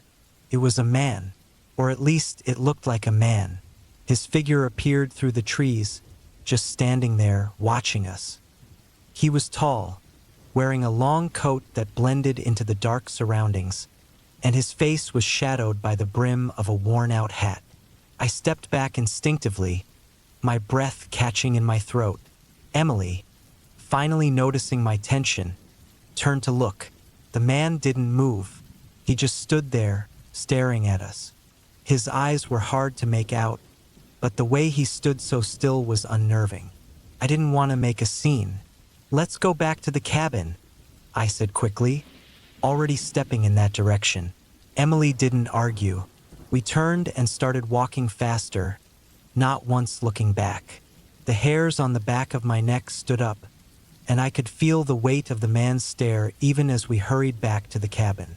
When we got inside, I locked the door without a second thought. Emily looked at me, confused but not scared. "What was that about?" she asked. "I don't know, just felt wrong. Let's stay inside for a while." She didn't protest, but I could tell she was unsettled too. We didn't speak much after that, and soon we were both in our separate rooms, the silence of the cabin pressing in on me from all sides. That night, the wind seemed louder than usual. The trees screeched against the cabin walls like they were trying to get inside. Couldn't sleep. Every time I closed my eyes, I saw the silhouette of the man standing by the creek. I kept thinking about the strange markings on the trees, the gouges. Felt like something was watching us. But I couldn't shake the feeling that the man wasn't the real threat.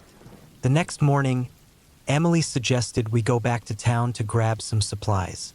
I agreed, not wanting to stay another minute longer than I had to in the cabin. We packed up and left in her old Jeep, driving back down the winding mountain roads. I couldn't get the image of that man out of my mind. Who was he? What was he doing out there in the woods? When we returned, the cabin felt empty. I couldn't put my finger on it, but it felt different, like the air was thicker, heavier. Emily didn't seem to notice. She was excited to get some dinner started, but I just couldn't relax. That evening, we decided to go inside the woods once more. I didn't want to, but Emily was determined to make the most of the trip, so I reluctantly agreed. This time, we went deeper into the forest, past the creek, towards a small clearing where my uncle had told us about an old, abandoned structure that used to be a hunting lodge. As we got closer, I noticed something strange on the ground. Footprints, large and deep, but not from any animal I knew. They looked like a man's, but they were heavy, like someone was carrying something. I pointed them out to Emily, and she agreed they were strange but didn't seem as concerned as I was. We reached the clearing, but the lodge wasn't there. Just a crumbled stone foundation, overgrown with vines and moss. Nothing else. The place gave off a feeling of emptiness. It didn't feel right. We were about to turn around when I heard it. Footsteps again, but this time they were closer. I could hear the sound of boots crushing the underbrush behind us. We weren't alone. Before I could say anything, I felt a sudden chill, the kind that made your skin crawl. Emily looked up at me, her face pale. "Let's go," she said quietly. We started walking back the way we came, faster this time. The footsteps behind us followed. I didn't look back, but I knew they were there, just out of sight, matching our pace. We didn't stop until we were back at the cabin, and even then, I couldn't shake the feeling that we were being watched. That night, I hardly slept. Every creak of the cabin made me jump. I kept hearing sounds, things scraping against the walls and windows, but when I checked, there was nothing.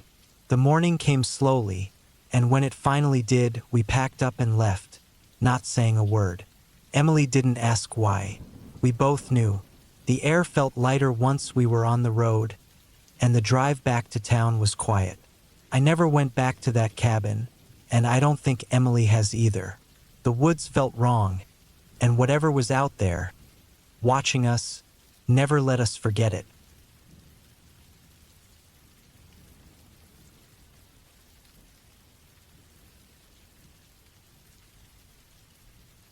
I was 33 the year I decided to take a solo trip to northern Arizona. It was late September of 2019, and I had been working nonstop at a mid-sized warehouse in Tulsa, Oklahoma for over 8 years. It wasn't the kind of job you bragged about, but it paid the bills and kept my hands busy. I'd been dealing with some health issues that I now think were more mental than physical. Restlessness, exhaustion, short temper, bad sleep, stomach cramps that came and went without warning. I finally had enough saved to take a few weeks off, so I rented a small, off-grid cabin near the edge of the Navajo Nation. It was a place I'd found through a retired guy named Harold who ran a blog about isolated stays in the American Southwest. The pictures made it look peaceful. Dense brush, a distant view of a ridge, no roads in sight. The place sat about 12 miles from the nearest paved road. You had to drive another 6 miles down a narrow dirt track to reach it. The terrain wasn't forgiving. Loose rock, sudden dips, pinyon trees twisting out of the soil like stubborn old men. The first time I drove there, I had to stop twice to make sure I hadn't taken a wrong turn. But when I finally pulled up to the cabin, I was amazed. It was better than the pictures. The air was thin and cold but dry, and it smelled like juniper and sun-baked dust. The structure itself was one level, made of faded timber, probably cedar, with a tin roof and a simple front deck with 2 chairs and a crate used as a table. No running water, no power, a wood stove for heat. The outhouse was about 30 feet downhill from the back. There was a single trail, barely visible, that sloped toward a patch of trees about 100 yards away. I settled in fast. I brought my own food, canned beans, jerky, rice, instant coffee, oats, and a water container I refilled at a ranger station 45 minutes away. My days were slow. I read from an old paperback I brought. I wrote in a notebook. I hiked short loops in the brush. I split wood. The quiet was intense. The only sounds came from birds, wind, and the occasional scurry of something small in the undergrowth. At night, the dark was total. No lights on the horizon. No hum of nearby roads. Just black pressing down against the windows and roof. By the 4th night, I started noticing sounds I couldn't explain. It began just before I fell asleep. I had a cot near the center of the cabin, next to the stove. I always stoked it with logs around 8 p.m. so the cabin would stay warm through the night. I'd use a headlamp to read, then turn it off and listen to the wind until I drifted off. That night, after I turned everything off, I heard footsteps, light ones moving on the dirt outside. I figured it was an animal, a deer maybe, or something smaller. But then I heard what sounded like a scrape on the front deck. Not fast, slow and deliberate like someone dragging something across it. I didn't move. I held my breath and listened harder. It was dead quiet again. Not even wind. I thought about getting up to check, but figured it was my imagination. That kind of silence can mess with your head. The next morning, I looked around the front. Nothing seemed out of place. No tracks, no drag marks, not even disturbed dust. I chalked it up to a dream and tried to forget it. The next night, it happened again. Only this time, I knew I was awake. I'd just finished relieving myself at the outhouse and was walking back when I caught something at the corner of my vision. It was to my right, maybe 30 or 40 feet off the trail near a patch of squat junipers. Something moved, a shape. I turned quickly and shined my flashlight, but there was nothing, just twisted trunks and shadows. I hurried back, locked the cabin door, though I knew it wouldn't stop anyone truly determined, and sat by the stove for a while. That night, I didn't sleep. I heard the steps again. Soft, close. This time, they circled the cabin. Once, twice, then silence. I didn't leave the next day. I don't know why. Maybe part of me wanted to believe it was still just animals. Maybe I didn't want to feel like a coward. So I stayed. But I started noticing more. Subtle things. A stone was placed on the front steps that I didn't remember being there. Just a small, round one, like a river rock. Another time, the door to the outhouse was open in the morning.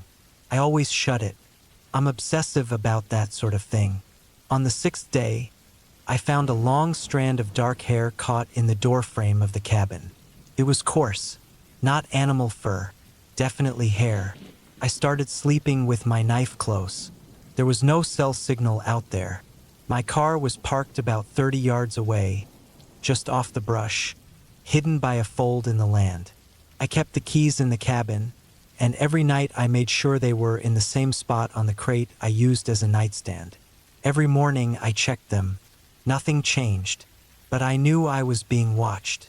The worst night came after I tried hiking further east along the ridge. I went further than I had before, about 2 miles out. It was just afternoon when I turned around, but something felt wrong, like I wasn't alone. I heard what sounded like movement above me on the ridge, but every time I stopped to listen, it went silent. No birds, no insects. No wind, just nothing.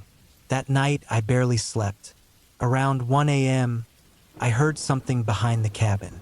Then something hit the back wall. A single thud, then silence. I got up and grabbed my flashlight, stood near the door for almost an hour, afraid to go outside. Eventually, I cracked it open and swept the light in a wide arc. On the edge of the beam, just beyond the outhouse, I saw a shape. First, I thought it was a deer, but it wasn't moving right. It was crouched, like a person squatting low. His head was tilted sideways. It didn't flinch from the light. I held the beam steady, but it just stayed there. No blinking. No movement. Then, just as I took a step back inside, it straightened up. Not all the way. It turned slightly, still hunched, and moved off behind the trees. The way it moved wasn't right. Not fast, not slow, but off. Like something trying to move like a man, but not quite pulling it off. I slammed the door shut, bolted it, and didn't sleep at all. I packed before the sun rose, tossed everything into my bag, checked and rechecked the keys, and waited for enough light to drive out. I didn't see it again. Not on the drive. Not during the last check of the cabin. But when I looked back, as I turned onto the main dirt road, I swear I saw something standing just at the edge of the trees. Barely a figure, just tall enough, dark enough to catch the light of the early sun. I never told anyone the full story. Not my friends, not my boss, not my sister. Just said I needed time alone and the trip had been good. But I don't sleep well anymore. I keep a bat by my bed. I check my locks twice. I don't know what I saw. I know what people call it out there. Skinwalker. But I don't believe in that. Not really.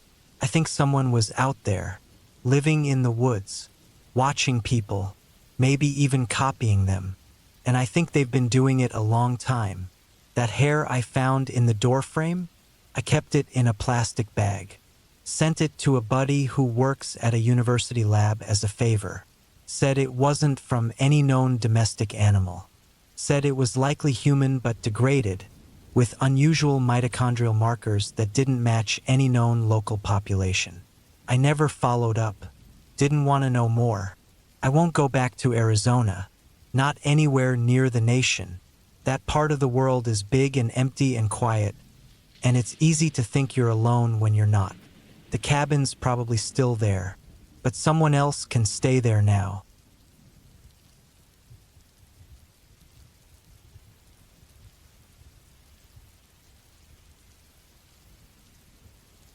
It was 2016, and I was 32. I'd just taken a week off from work at a machine shop in the city to spend some time alone in a small cabin I'd rented deep in the mountains of western North Carolina. I'd found the place on an old listing site that wasn't even around anymore. Just a basic post with a few blurry pictures. But the price was cheap, and the write-up said it had power, running water, and a wood stove.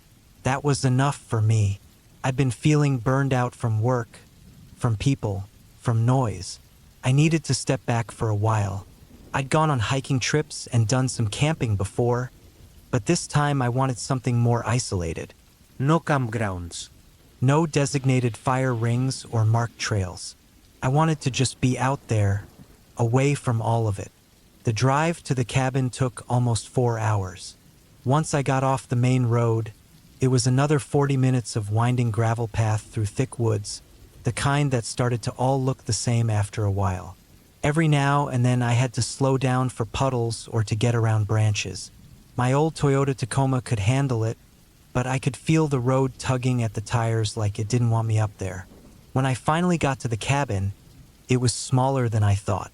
Just a one-room wooden box with a slanted metal roof and a small porch. The trees crowded right up to it, and it looked like no one had been there in a while.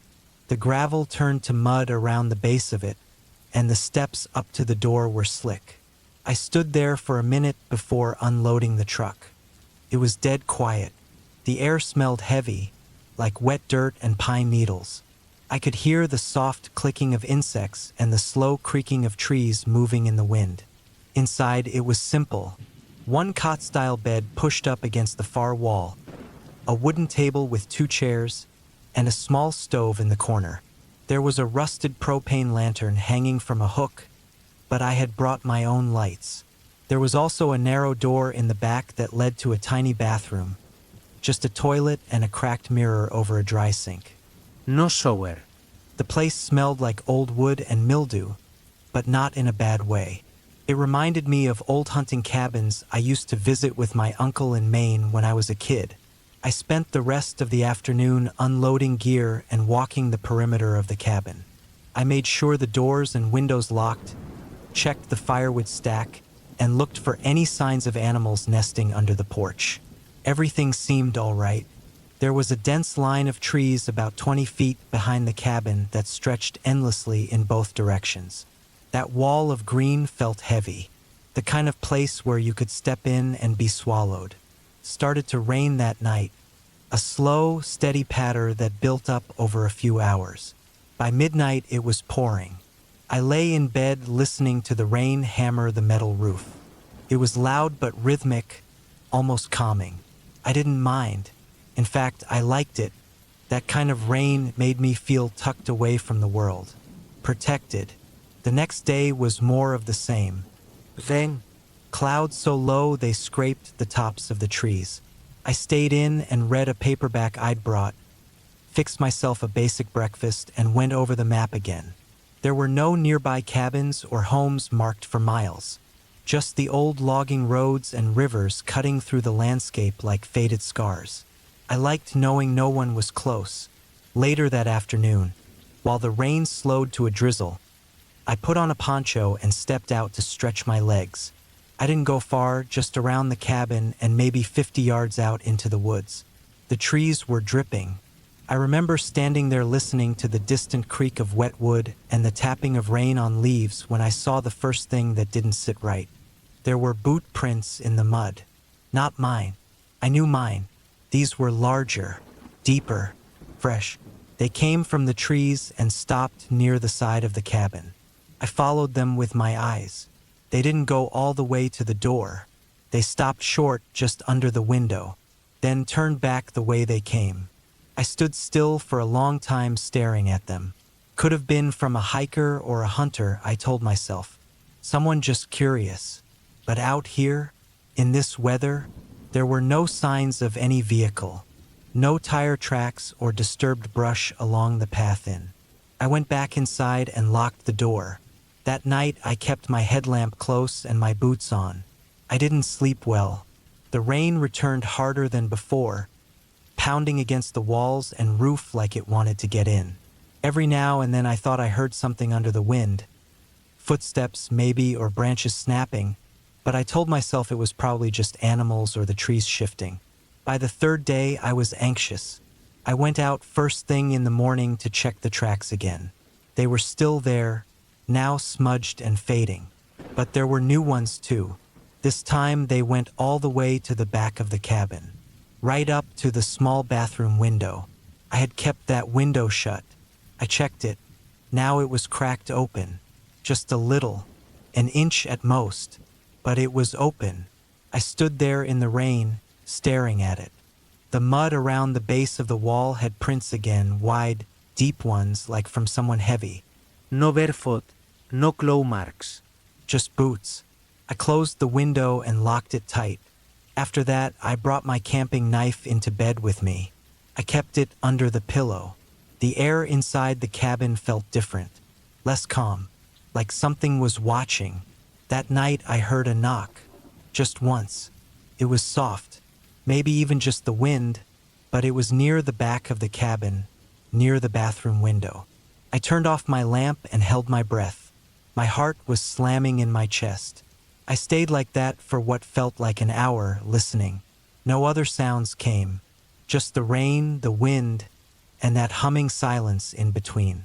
In the morning, I went out again. This time I found something worse. There was a rope tied around one of the trees near the path. It was fresh, clean, white synthetic cord. It had been looped and tied like someone was preparing a snare or a noose. The knot was tight, professional looking. I untied it with shaking hands and took it inside. Now I wasn't just uneasy. I was afraid. I packed my things, threw them in the truck. I didn't even bother organizing, just jammed them in. My plan was to drive down the mountain and get back to town. Leave early, screw the rest of the trip. But when I started the truck, the engine made a weird grinding sound. Then it died. I tried again. Nothing. Third time, same thing. It wouldn't turn over. I opened the hood, checked the battery. Everything looked okay. The cables were tight. But then I saw it. The fuel line had been cut. Clean, sharp, a straight slice through the rubber.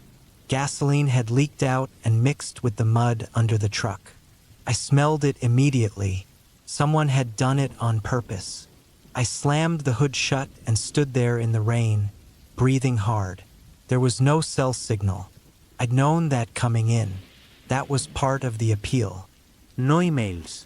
No calls. But now it meant I was stranded. I spent the next few hours trying to calm myself, trying to think straight.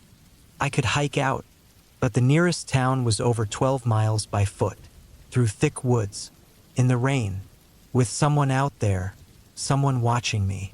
I decided to wait until morning. I had some food left, a dry change of clothes. I could manage one more night, then I'd hike out first thing. If I left early, I could be back in town by mid-afternoon. That night I didn't sleep.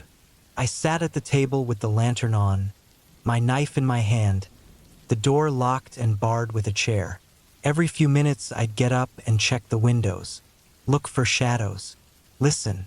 Around midnight, I heard rustling outside, then footsteps, slow, deliberate. They circled the cabin. I didn't move. Whoever it was didn't knock this time. They didn't try the door. They just walked around. Once, twice, then silence. I stayed up until morning, eyes bloodshot, waiting for daylight.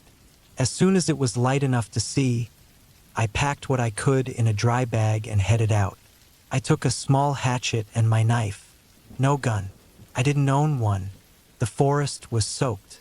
My boots sank into the mud with each step. The rain had lightened to a mist, but everything was slick. I followed the gravel path downhill. Every now and then I looked over my shoulder, certain I'd see someone following. About 2 miles in, I saw movement up ahead. Someone stepped out from the trees. A man. He was tall, wearing a green poncho. I stopped cold. He didn't say anything, didn't raise a hand or wave, just stood there. I turned and ran back the way I came. I left the path and cut into the trees. My legs burned, slipping in mud, branches slashing at my arms and face. I kept going until I couldn't breathe. I finally crouched behind a fallen log and waited. I stayed there for hours, watching, listening. I never saw him again. By late afternoon, I found an old ATV trail and followed it downhill. Eventually, I came out near a fire service road and flagged down a passing forestry truck. The guy driving it didn't ask many questions, just gave me a weird look and let me ride in the back until we got to town. I didn't even go back for the truck. I called a tow company the next day and told them where it was. I never found out who that man was. No reports, no missing persons, no signs of illegal camps or poachers. The only thing the sheriff's office said was that I shouldn't have been up there alone. I haven't gone back since.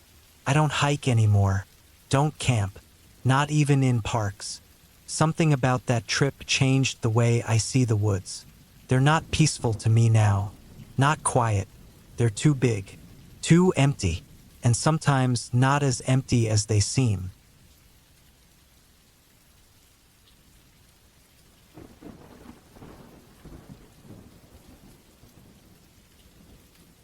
The weather was already beginning to shift as I arrived at the cabin.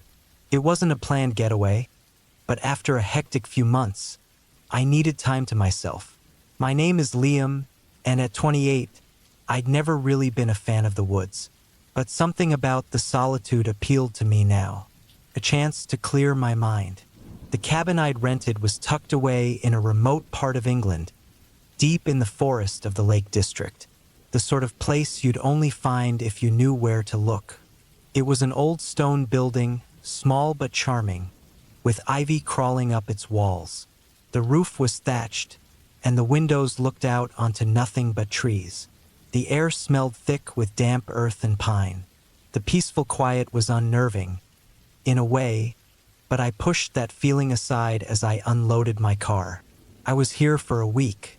I had everything I needed: books, a guitar, some snacks, and a few bottles of whiskey.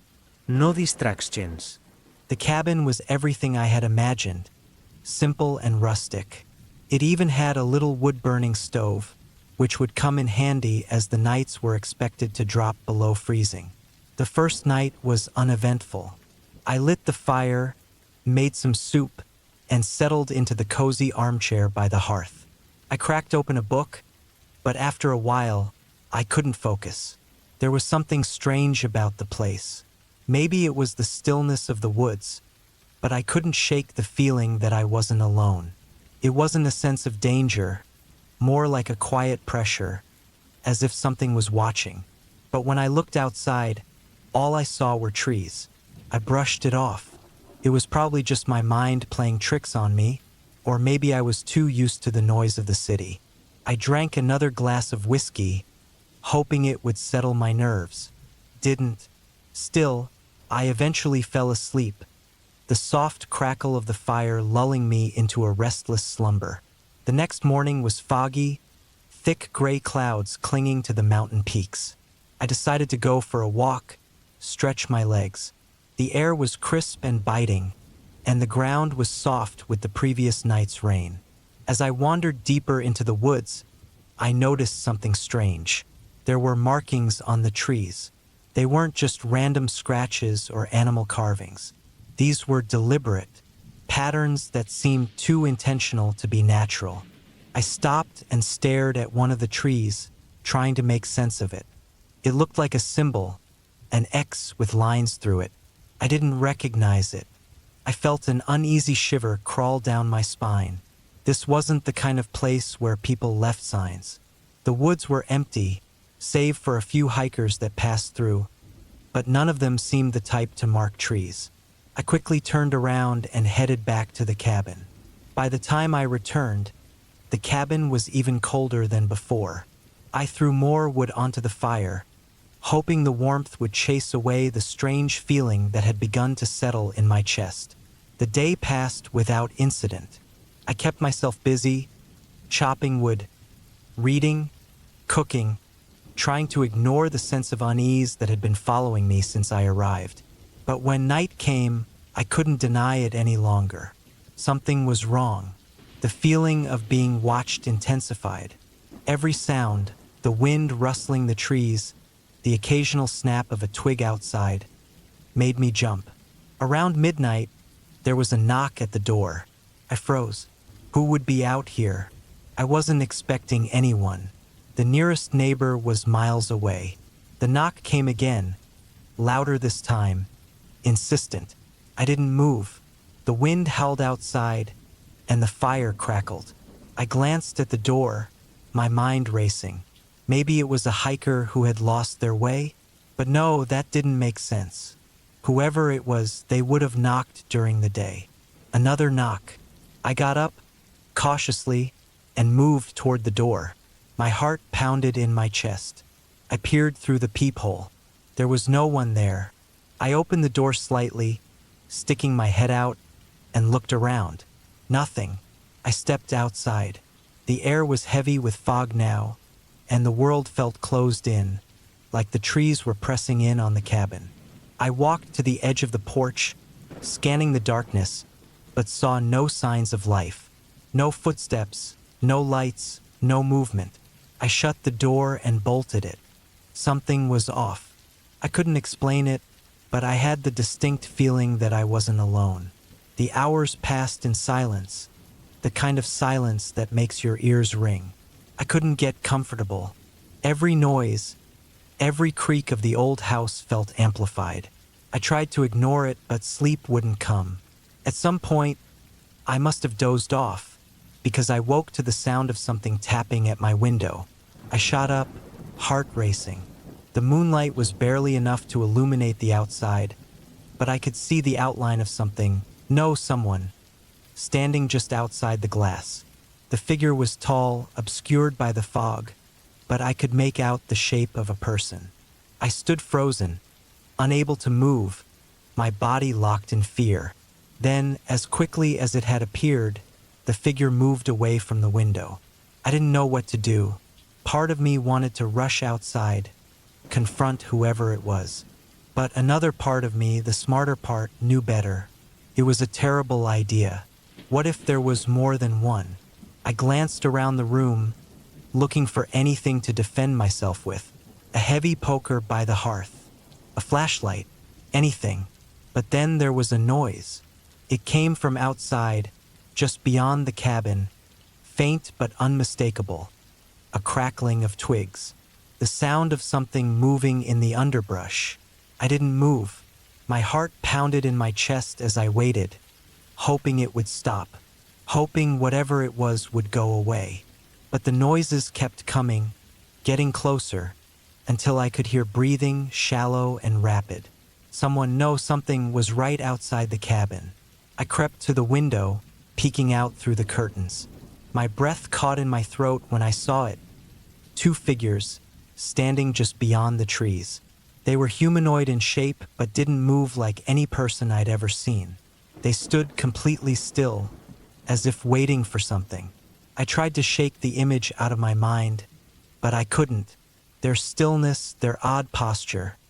It was like they weren't human at all. They felt wrong. I backed away from the window, panic rising. I needed to get out, to leave, but the thought of stepping outside was terrifying. I grabbed my things. Quickly. I packed up whatever I could carry. My wallet, my phone, my jacket. The rest I left behind. I was going to leave, head back to civilization, and never look back. I wasn't even sure what I was running from, but I knew I didn't want to find out. I moved quickly toward the door, but then I heard the sound again. The same scraping, the same breath, but this time it was closer. Too close. I opened the door just a crack and glanced outside. The figures were gone. There was no sound, no movement. It was as if the forest itself had swallowed them up. I stepped out cautiously, my footsteps quiet against the wet ground. I didn't know what I was looking for, just a sign that I wasn't losing my mind. I glanced around, but the fog had thickened again, and I couldn't see more than a few feet in front of me. Then, through the haze, I saw something, movement. It was fast, too fast, and before I could even register what was happening, I felt a hand on my shoulder.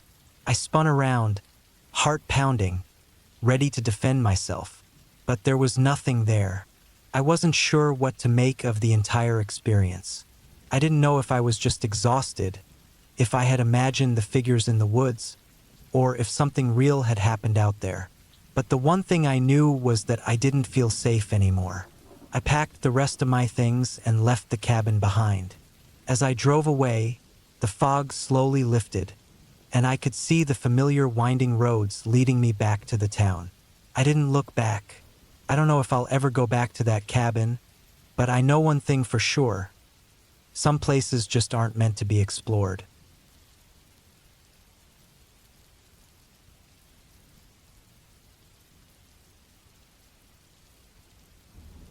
I had been planning this trip for months, eagerly anticipating the solitude and peace of a secluded cabin in the mountains. I was 32, recently divorced, and in need of a break from everything: work, people, and especially the noise that came with city life. The cabin I rented was small, nestled in a dense part of the forest in the Adirondacks, about an hour's drive from the nearest town.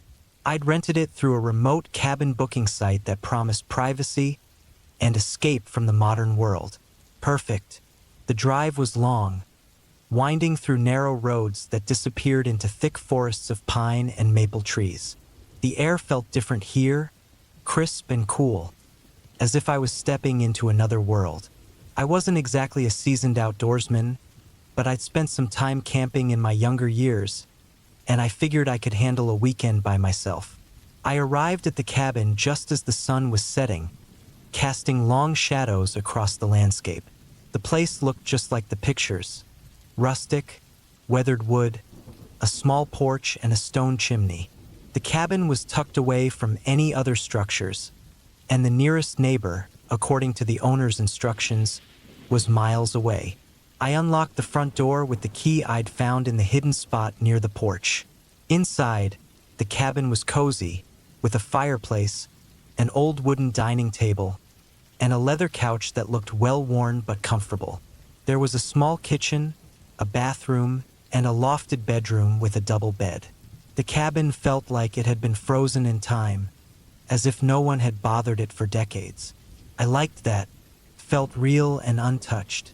I set my bags down and took a moment to breathe in the stillness. There was no noise here except for the occasional bird call or rustle of leaves in the wind. I went outside to gather some wood for the fireplace, as the evening was cooling off rapidly.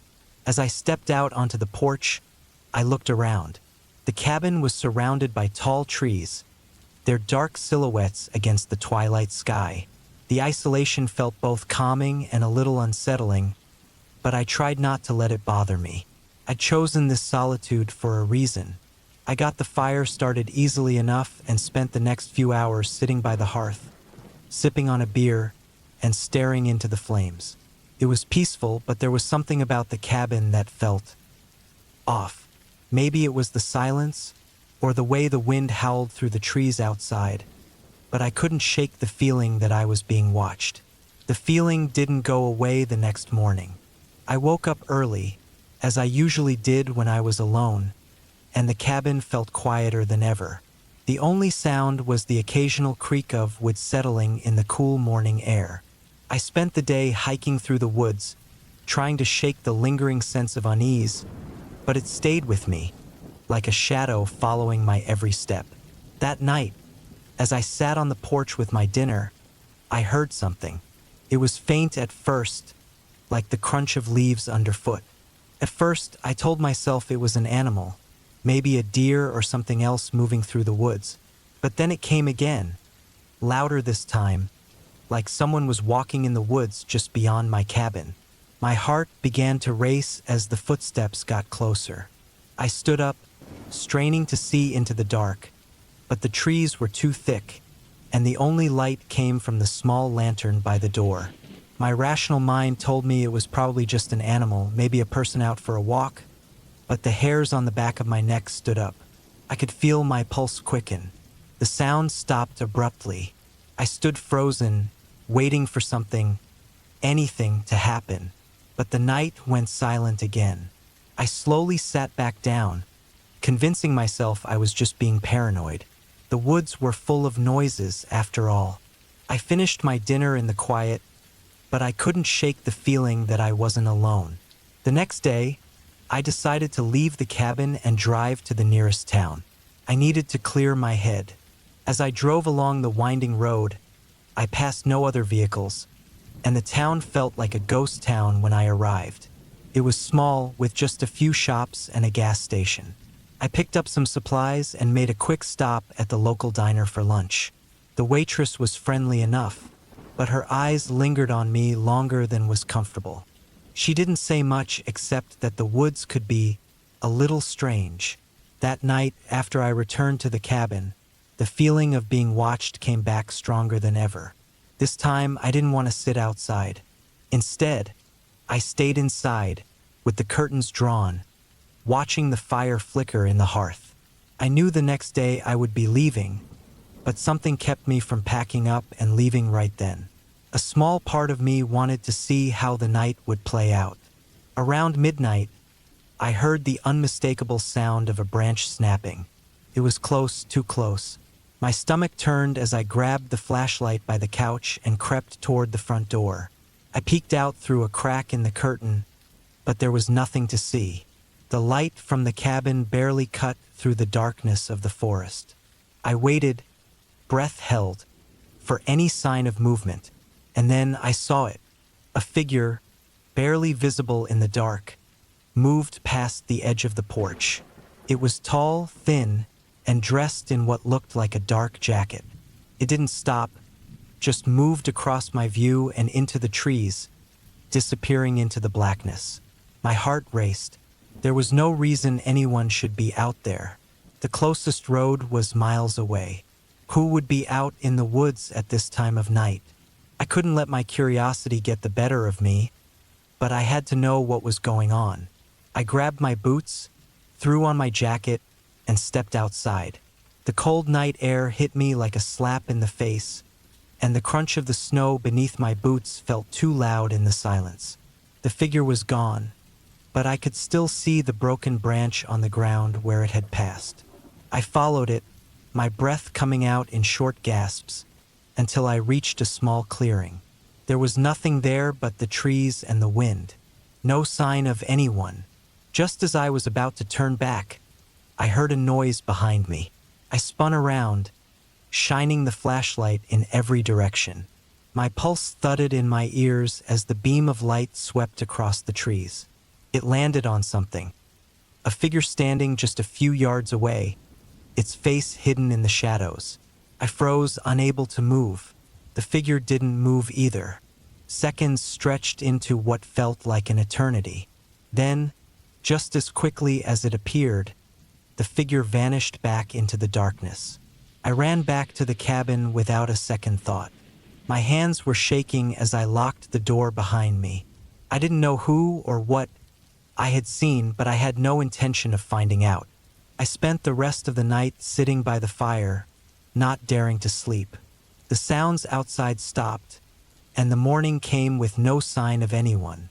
The next day, I packed up my things and left. As I drove away from the cabin, I couldn't shake the feeling that someone had been watching me the entire time. Maybe it was the isolation, or maybe it was something else, but I was glad to be leaving that place behind. To this day, I still don't know who or what was out there in the woods that night. Maybe it was just my imagination playing tricks on me, or maybe there was someone or something in those woods who didn't want me there. Either way, I never went back.